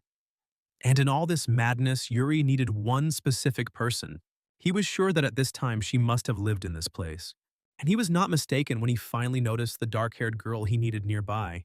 She, along with other peers of Yuri, sat by a half-broken wooden basin and washed torn things. The boy turned to her and solemnly introduced himself, stating both his name and his title. The girl calmly asked him again, "Is it really a prince?" No one would have thought it, but this girl would become a ruthless killer in the future, who would kill Goryo and take his place. In her past life, she survived the Assassin Academy and then became the leader of them all. Her name is Asana. She didn't look like a cold-blooded assassin at all now. Her clear blue eyes looked at the prince in confusion. Yuri, noticing the girl's anxiety, said that she could calm down. He simply decided to stop here during his patrol to make a small donation to those in need. Yuri extended his hand to Hernando and asked him to convey what he was saying. Hernando reluctantly handed him a heavy bag filled to the brim with gold coins. At that moment, Yuri's gaze fell on the little girl who hid behind Asana's back. In her past life, Asana borrowed an obscene amount of money from Goryo to cure this child. Like everyone else who borrowed money from him, Asana fell into debt. It was then that the legendary killer was born. She simply had no choice and had to somehow fight for survival. But Yuri is able to change this. Yuri gave the girl the entire bag and advised her to spend it on healing her younger sister in the temple. The girl asked in surprise what the prince wanted in return, and he really did have something to ask for in return. But now he doesn't need anything from her. Yuri reminded her of his name and asked her to remember it because they will definitely meet again in the future. After that, he pulled the hood over his head again and walked away with Hernando. On the way, the magician asked him why Yuri decided to give this money to that homeless girl. Yuri vaguely answered that it was an investment. Now everyone he needed was connected to his destiny, and in the future, he would be able to use these connections for his own purposes. But Yuri needed one more person whom he and Hernando had not visited today. Yuri suddenly stopped and turned to his comrade. He had one question for him. The boy asked the magician what he saw then in the dungeon of the forefather. Hernando smiled and answered easily that his illusion involved gambling. He played the game of life in the Empire, in the Resurrected casino. Yuri expected to hear something different from him, but overall it suits the magician very well. Then he decided to change the subject and tell the magician something else about today. Yuri gave him a friendly slap on the shoulder and asked him to be careful. The next day, the king called Hernando to his throne room for a talk. He heard that the guy was on patrol with Yuri last night. The king asked him to tell what had happened there. And Hernando, like an obedient subordinate, told that at first the prince slandered him to leave the palace with him, and they went to the casino, the biggest one they have in the capital. The king was not even surprised by this. He asked if they were playing for money there. But here Hernando decided to lie to cover for Yuri at his personal request. The guy answered with a smile that yes, they were playing. The magician thought that the prince was quite good at card games, but it turned out that this was not so. The boy lost all the money he gave him. The king asked what they had been doing after they left the casino. They had been gone for quite some time. Hernando could have said that the third prince surprised him by first borrowing a large sum of money from Goryo and then giving it to an unknown merchant. And after that, he also gave a lot of money to an orphan whom he had never seen before. But he did not let the prince down. Instead, he said the boy simply walked around the city and observed how ordinary citizens lived. He was interested in their way of life. And then they returned to the palace together, as the king knew. Hernando confirmed this and said that they did nothing else yesterday. The king propped his head up with his hand and sighed heavily. So, that's how it was. After thinking for a moment, he changed the subject. And he asked Hernando if he would be present at the upcoming ball. The guy straightened up and replied with a smile that he definitely would. The king thought that Hernando was saying that he was not interested in such things. But human desires are fickle. Hernando is still interested in attending this event. And he hasn't danced for a long time. Meanwhile, Yuri had another grueling training session with Bernard. While the boy was catching his breath after one of the fights, he noticed something interesting. The maids who were working nearby often spied on them. Yuri drew the elder's attention to this and said that he had fans. Bernard has become quite popular among the maids lately for some reason. Yuri, laughing, suggested to the coach that they go to the upcoming ball. Most likely, there would be people there who would like to see him in a beautiful suit. Bernard said he wasn't interested. Besides, he was interested in the point regarding the progenitor's method. As Yuri said, this sword doesn't have a specific shape. Yuri did indeed recently state something similar. The sword's movement in this case is more like a stream. The method of mana control, which is also a form of swordsmanship, was too complex for Bernard to learn on his own. He needs to see Yuri in real combat to learn more about him. By the way, he noticed that Yuri's skills have improved a lot recently. After these words, Yuri felt guilty for trying to erase the traces of the Brial method he learned in his past life, because in the end it only increased his strength. Suddenly, Bernard told the boy that he should slow down a little in his studies because he was worried. It feels like Yuri is always in a hurry and demands too much of himself.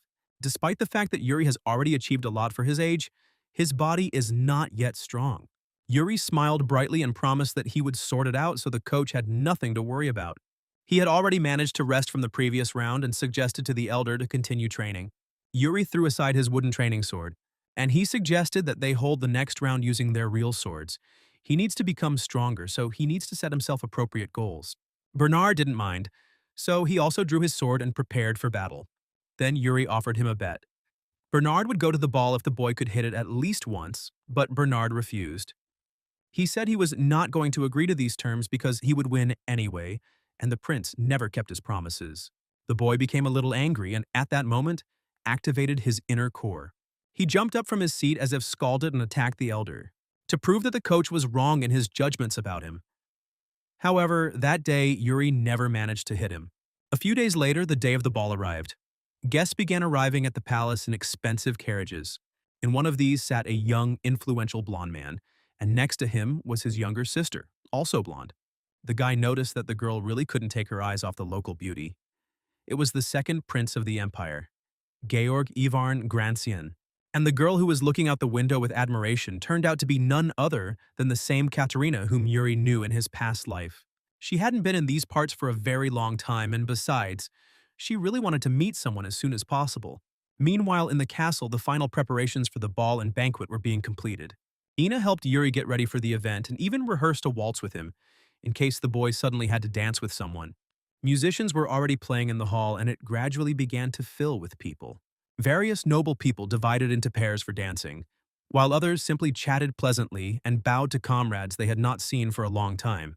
In the center of the hall, the king sat on a throne, his gaze attentively watching everything that was happening at the ball. The Brial princes gathered around the table with food and were chatting cheerfully about something, until Yuri noticed an interesting figure in the banquet hall and was distracted by him. Duke Sindor also came to the banquet. As expected, he was very different from the usual night, but Yuri did not focus on this for long. He turned back to his older brother and asked him if he had any problems with his eyes lately. He had started wearing glasses a lot.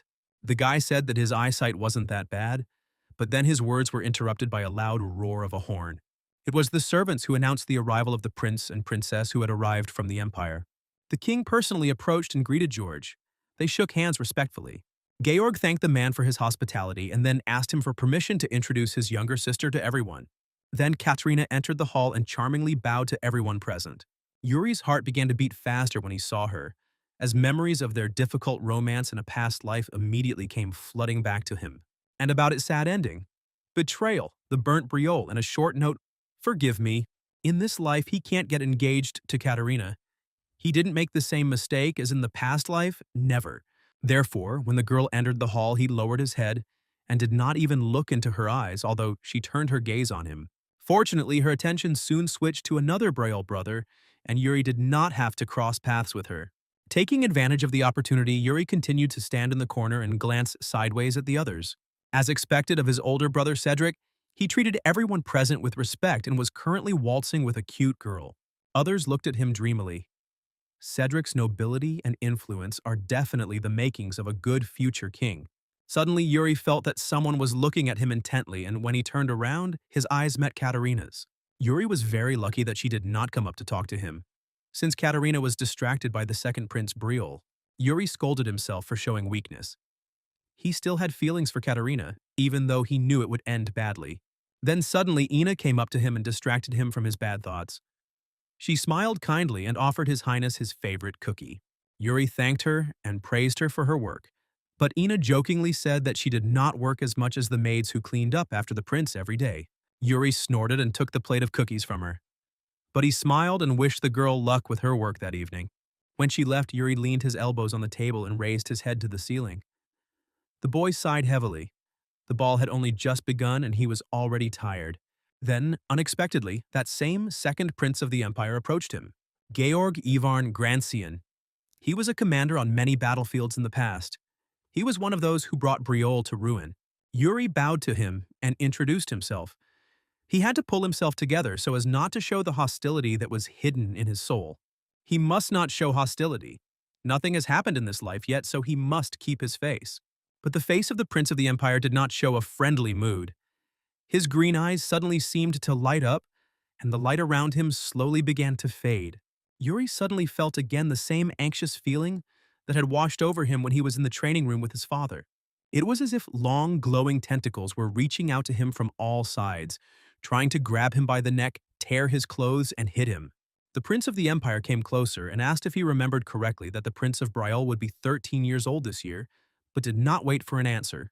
He also suddenly turned away from the boy and said that Yuri was a great talent, as expected of Fiore's son. It was quite threatening for a simple greeting. Yuri thought that the prince was young, but even at such an age he was already very strong. Georg seemed like a pretty scary idiot to him. Both brother and sister were birds of a feather. Suddenly, something unexpected happened. Georg suddenly collided with Ina, and she, unable to hold the tray in her hands, spilled wine right on the young prince's cloak. The maid looked at her hands in confusion and hastened to ask the master for forgiveness. But from the blonde's face it was clear that he was not going to quietly sort out this situation. In his view, this child, that is, Ina, made a mistake for which he must be punished. George drew his sword from its sheath and held it out in front of him, very close to Ina. According to the laws of the Empire, such an act would result in the offending servant being beheaded. Yuri was furious.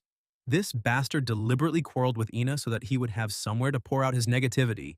Fortunately, the king intervened in the squabble and told the prince that if he wanted blood, then he should shed it on his own land and not spoil his royal banquet. George put his sword back in its sheath with displeasure and asked for the public's attention. He said solemnly that the Empire and Briol had always respected each other.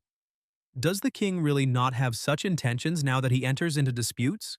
The guy frowned and reminded Fior of what happened in Gottensha, when the king executed a knight of the Empire not on Briol's soil.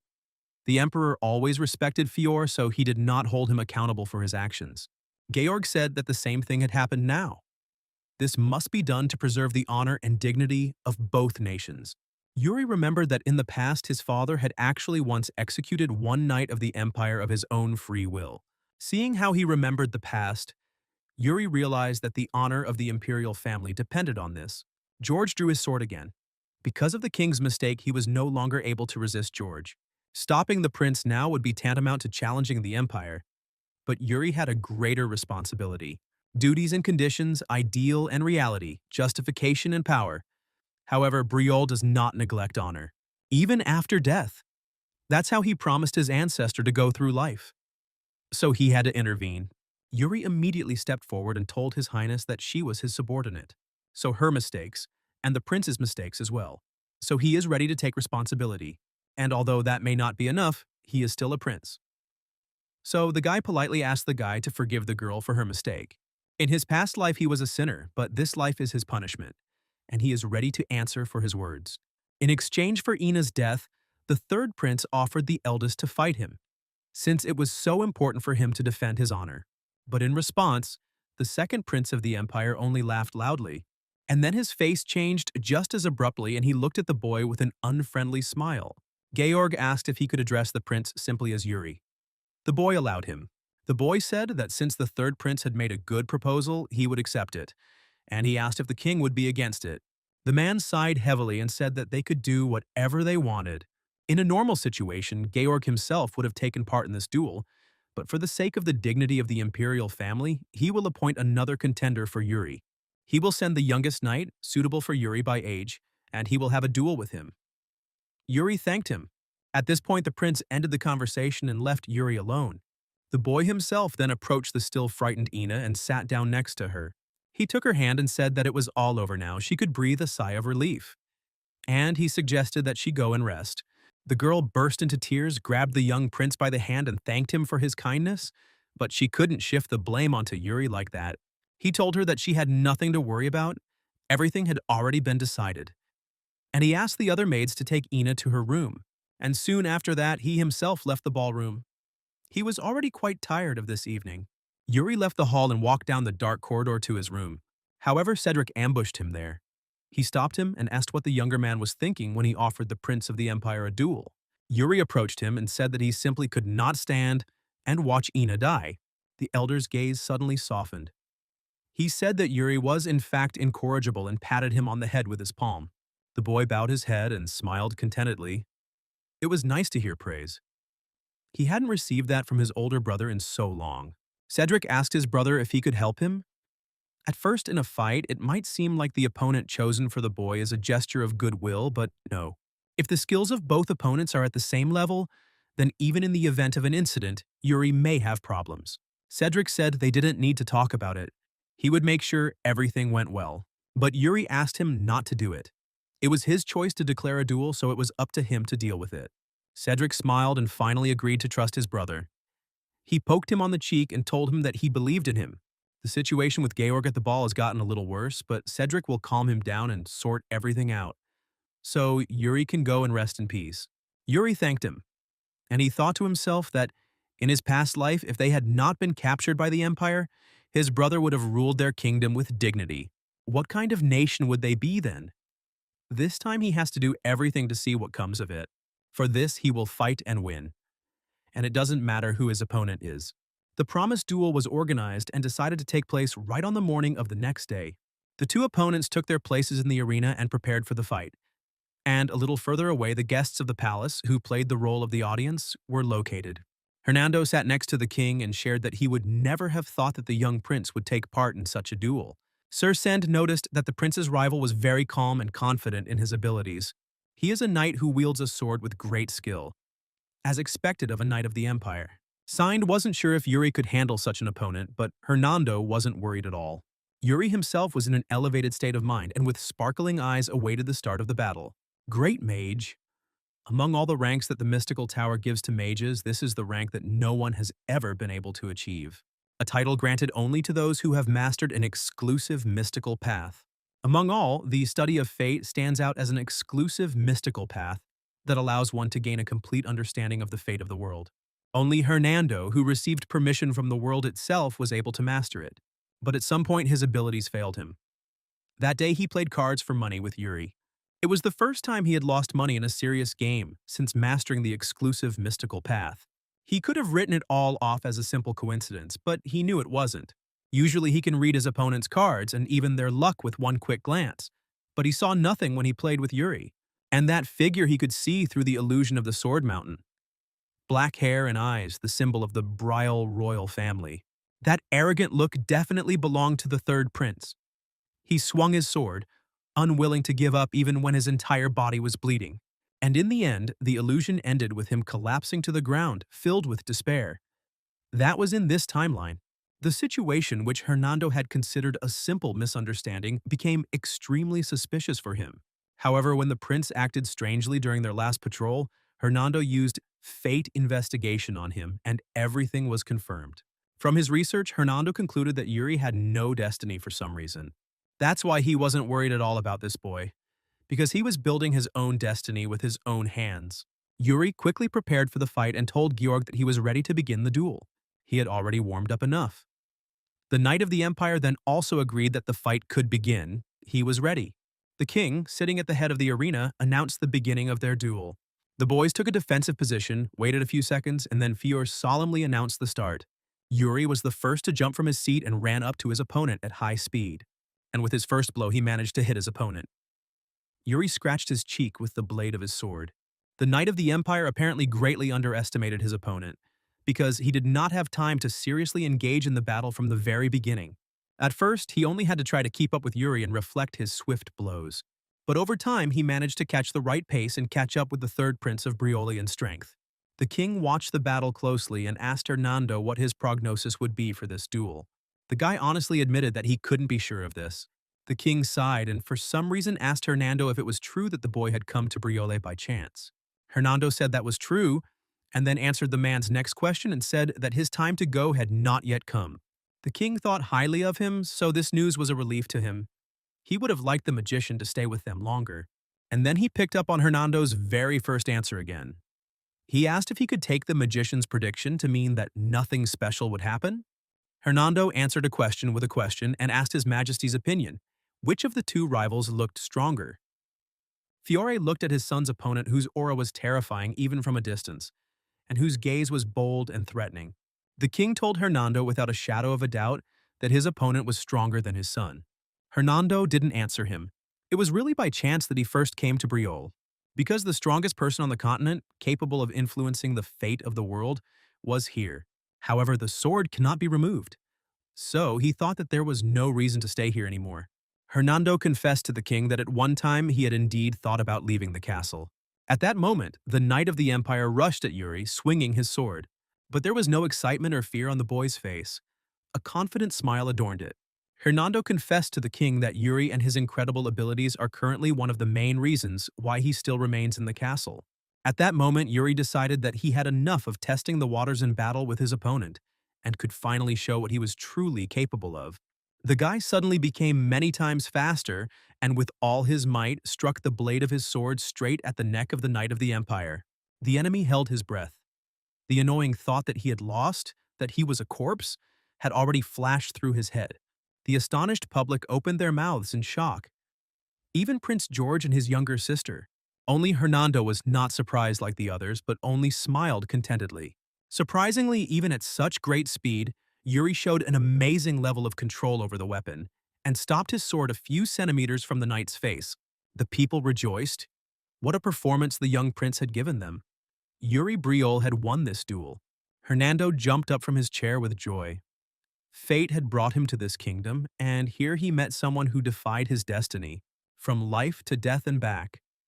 Even Prince George applauded Yuri Briole, delighted by the young prince's skills. The young master's sword changed the fate of both George, his representative, and the fate of the maid. Every step he takes is always against fate. Yuri Briole, not subject to fate. Someone who lives in spite of the fate of the world. Hernando clapped his hands and shouted from his seat to the boy that it was simply amazing. At that moment, the magician thought that he really wanted to see with his own eyes how Yuri would change the fate of this world. And time is such a tricky thing. It never stands still. Before they could even blink, 5 whole years had passed since that duel. The young maid ran down the corridor of Briole Castle, very worried about something. She had made a mistake.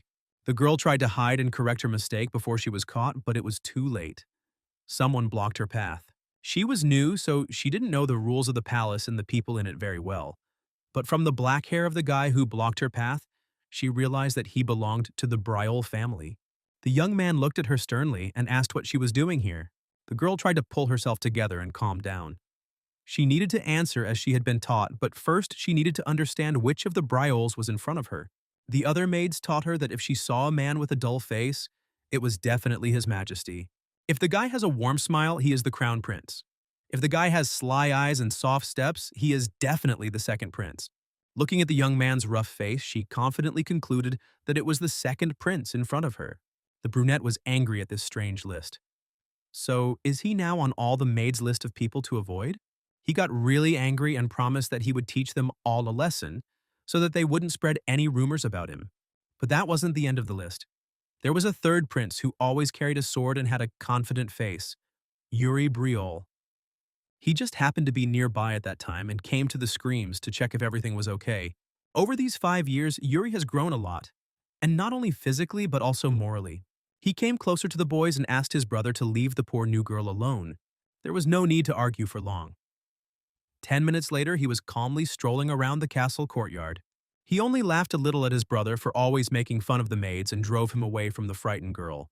And as a token of gratitude, she treated him to freshly baked cookies. Yuri enjoyed them quite a bit on the way because the cookies turned out to be really tasty. After he had eaten, Yuri decided to take advantage of the free minute and check his mana reserves. He recently tried using mana while holding a sword to reduce the strain on his arms, and it worked. So gradually he began to practice this method. Just think, he had already come so far in understanding his powers. It's been 5 whole years since his death at the hands of Roland, and the same amount of time since he woke up in his cozy bed realizing that he had regressed. The peaceful days that Yuri could spend on self-improvement and preparation for possible dangers are already ending. The Council of Elders, as the boy had assumed, was just discussing the kingdom's latest problems. As he approached the door of the negotiating room, he heard loud shouts. The counts were on edge and still could not get their position across to each other. Yuri tried to knock on the door several times in a row to be allowed to enter, but no matter how loudly he did it, there was no answer. The guard told the irritated prince that they must be too busy arguing to hear him knock. But Yuri wasn't going to wait for them to finally fall silent, so he simply knocked down the door with his mana-enhanced hand. The counts opened their mouths wide in surprise when they saw Yuri. Yuri frivolously apologized and said that he probably knocked too hard because someone didn't hear him knock. The king closed his eyes and sighed heavily. He was already used to such antics of his son. Yuri told him that he would like to join the discussion, and he did not object. So they brought the guy a chair and placed it next to the table. One of the counts continued his speech and said that they did not have enough men to help the allied forces. The second one yelled at him and said that they simply couldn't ignore the Empire's request for help. In that case, another house could send more people. Yuri looked at them sullenly. As always, they were arguing, trying to gain an advantage for themselves. The story unfolds exactly as Yuri remembered it in his past life. It happened around this time. Request for reinforcement of the allied forces of the Empire. The Empire requested people from different countries, and she sent them to the east to exterminate the orcs living there. But the plan failed, and the enraged orcs began to cross the borders of nearby countries, all except the Empire. Then Briel realized that this was the Empire's plan. Because of this, they lost many great knights, including Leon Flander, who was also present at the meeting. However, now Yuri, identified in the Empire's plans, will not allow this to happen. The counts argued a lot about whether or not they should send their troops to help the Empire, citing various arguments, until suddenly Yuri stood up and announced that he would personally lead the detachment to extermination. He will join the Allied forces. They must do something to ensure that no one can tarnish Briol's name. Yuri asked them to do what nobles are supposed to do. The proud father looked at his grown son with a smile. I wonder what he was planning. After the meeting, Yuri went to training. He still sparred regularly with Bernard. But today, his older brother unexpectedly decided to drop in on him for training. He asked him if the boy was really going to join the Allied forces. Yuri answered that he was. Then his brother asked him why. After all, members of the royal family don't have to do that. But, as Yuri always said, it is still the duty of the royal family. The boy sighed heavily. Now he understood what was going on in the younger man's head. He enthusiastically promised to protect the palace during the absence of his younger brother and asked him to return alive from the campaign. And after that, he ran away as quietly and suddenly as he had run into the arena. Bernard said with a smile that the Briel family members have a wonderful brotherhood. Yuri asked the coach if he himself wasn't worried about his student. The man believed that the boy would return safe and sound if he didn't get into trouble. And yet he also asked him to be more careful on the hike and not let himself get into danger, if possible. Orcs are hard to deal with. They are much stronger and bloodthirsty than you can imagine, especially those orcs who have a red flag visible behind their back. People call them Orsivals. They are especially fierce and bloodthirsty. Yuri convinced the coach that there was nothing to worry about. He would definitely cope no matter what happened. And at that moment, another person suddenly ran out into the arena, Ina. She reported that a guest had arrived with the items that Yuri had requested for his journey. Yuri smiled and informed the elder that he had a plan, so there was no need to worry about him. And this plan is very special, so it's better to trust Yuri and not ask questions. After training, Yuri went up to the hall in the palace where that special guest was waiting for him. It was the vice master of the guild, Ilian Guillermo. Yuri sat down next to him and asked how his old friend was doing. The man said that she was currently on a trip, so the representative came in her place. Yuri advised the woman to hire a cab, but she still travels with the goods herself because she likes it better that way. He came to the palace because they had obtained the items that Yuri had requested. Yuri took the outstretched box and smiled contentedly. Well, finally he got it.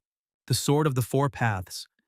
He had been waiting for a very long time for this rare commodity to finally be delivered to him. Guillermo asked the young man if this item was really so valuable. To him, it looked more like a set of some decorative daggers. But then Yuri demonstrated their true value, as it is an artifact containing ancient magic. Guillermo recoiled in fear as he saw the sword rise into the air on its own and fly across the room. Yuri assured him that everything was safe, the daggers would not touch him. Guillermo asked if Yuri moved these swords with mana. The boy confirmed, and then the elder calmed down a little. He had no idea that His Highness had become so strong. Suddenly, Yuri felt something strange, but when the man asked if everything was okay, he answered that yes. Yuri asked him to convey his gratitude to Ilian for the goods, and also to report to him at the next meeting how things were going in the branch of the empire. After that, Guillermo bowed and left the room. Yuri sighed tiredly and told someone that she could go out. A tall girl in a mask immediately appeared behind him, who was none other than Asana. Now she became his personal spy. Yuri asked her what was going on with Goryo. The girl said that, according to the guy's orders, she gave him a warning. She left a note on the headboard of his bed while he was sleeping that read, "Don't mess with us."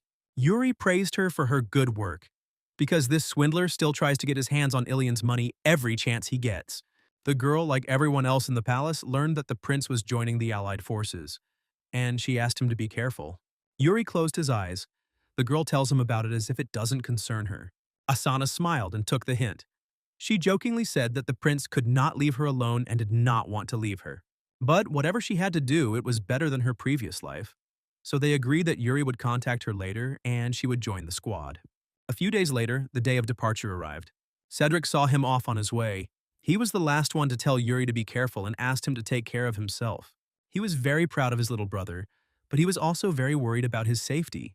Yuri asked him not to worry. He was invincible after all. So with this campaign, he would raise Briol's reputation to the skies. And he asked his brother to at least take a little break from studying and take care of his eyes because he was already constantly wearing glasses. Finally, Cedric hugged his little brother and sincerely wished him luck in the fight. Yuri promised him to definitely come back. Soon, the servant blew his horn, attracting the attention of everyone who had gathered in the main courtyard. The king majestically announced the beginning of the departure ceremony. The third prince of Briol, the commander of the upcoming journey, ascended the platform to meet him. When he approached his father, he asked him if the boy was worried. But Yuri confidently answered that he was not at all. The father nodded approvingly and asked his son to look behind him. In front of him stood a huge detachment of soldiers, which, at first glance, seemed to have no end. Father said that all the soldiers that Yuri sees are precious lives that lie on his shoulders. Not everyone will be able to return home alive, but Yuri will try to make sure that they are not doomed to a miserable death, as in the past. And so inopportunely, at such a crucial moment, Yuri was again overcome by that same murderous, anxious feeling. The world around him went dark. All Yuri saw in front of him was a blurry, fiery silhouette of a man who was looking at him angrily. Moreover, his body seemed to be bound by chains. He could not move a single muscle. Yuri didn't know what exactly was standing in front of him, but he instinctively felt that it was death itself coming towards him. He accepted it and did not move. If he tried to avoid her, he would die anyway. Does this mean that there is no way to avoid it? This murderous aura will attack and leave no chance? Number Yuri felt the power and realized that everything was not so one-sided. And at that moment, Yuri was finally able to move. He filled his body with mana and pulled out a sharp sword from its sheath. Suddenly, the fog around him cleared and he saw his father in front of him, who suddenly tried to attack him, but Yuri deftly managed to block the blow. The father smiled contentedly and laughed. The son had coped. This is instead of parting words from the father. He checked how good his son's reaction is. The father put the sword back and said that he could not tell him anything more motivating in general. Let him come back alive. Yuri thanked him, then stepped forward in front of his knights and promised, as the third prince of Briol, to lead them bravely. He hopes that they will believe in him and support him in everything, and he will definitely reciprocate. And then they will be able to defeat everyone because they are the great army of Briol. Meanwhile, in the dungeon on the other side of the kingdom, in a cold, dark dungeon, a huge, terrible orc was imprisoned. Sir Sindor looked at him carefully and thought that finally, after 5 years, he would be able to see the third prince again. Early in the morning, Yuri's detachment set out on a journey, and they had already covered a considerable distance by evening. At sunset, the warriors decided to make a short stop. Yuri consulted with his comrade about where they were now, and he said that they were already at the entrance to Saindor. If they walk a little further, they will be in the border town of Saindora. After this, they will pass through Gid and head to the assembly point at Balshad. Yuri was pleased with this. They were moving along quite quickly.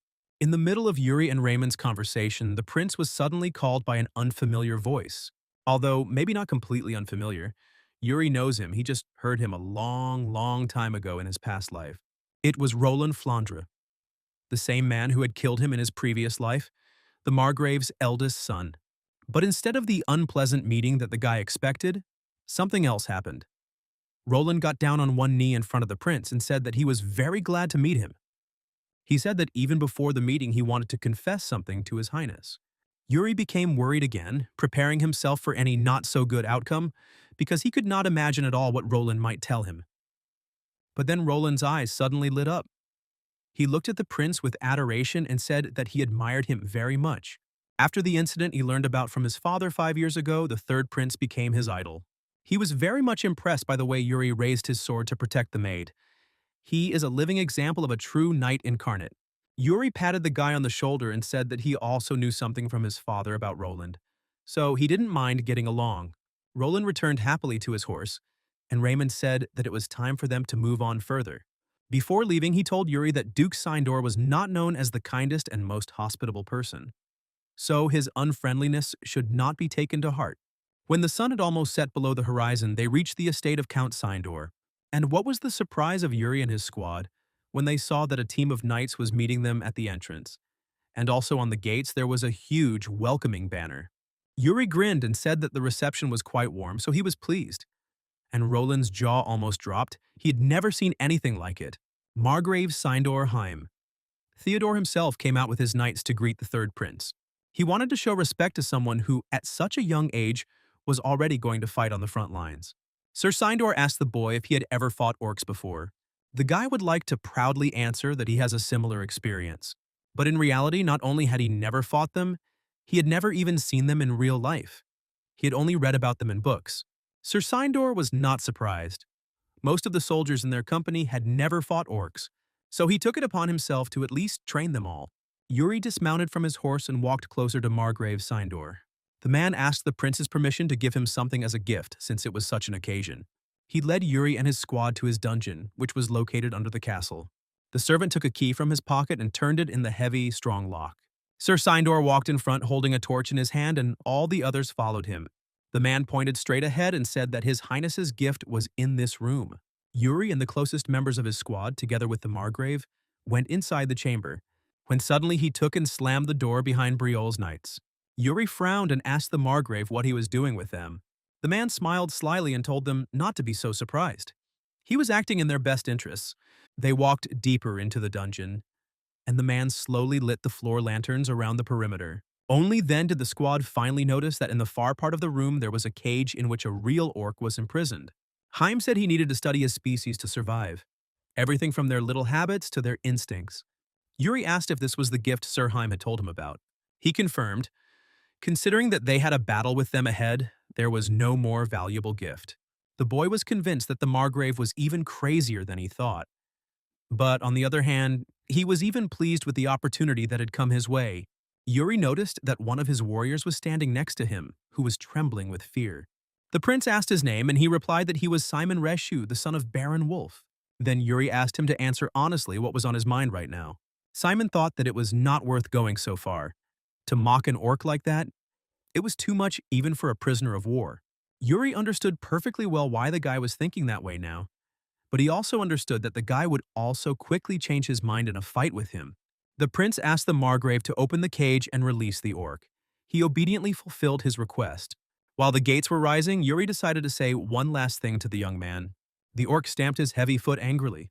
Yuri announced that there would now be a real fight, and none other than Simon must fight him in order to understand what the prince is talking about.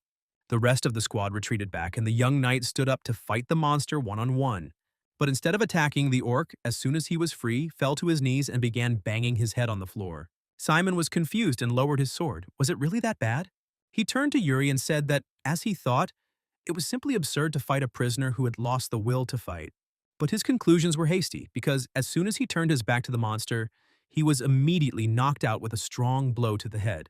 The orc dented the guy's iron helmet very badly. It was so strong that Simon's ears began to ring. After that, the evil monster grabbed the guy and, pressing him to himself, squeezed his throat. One careless move and he could easily break his neck. Sir Heim reassured the frightened knights and said that they had cut most of his tendons, so it would not be difficult to defeat him. Now both Yuri and the members of his squad finally realized what orcs really are.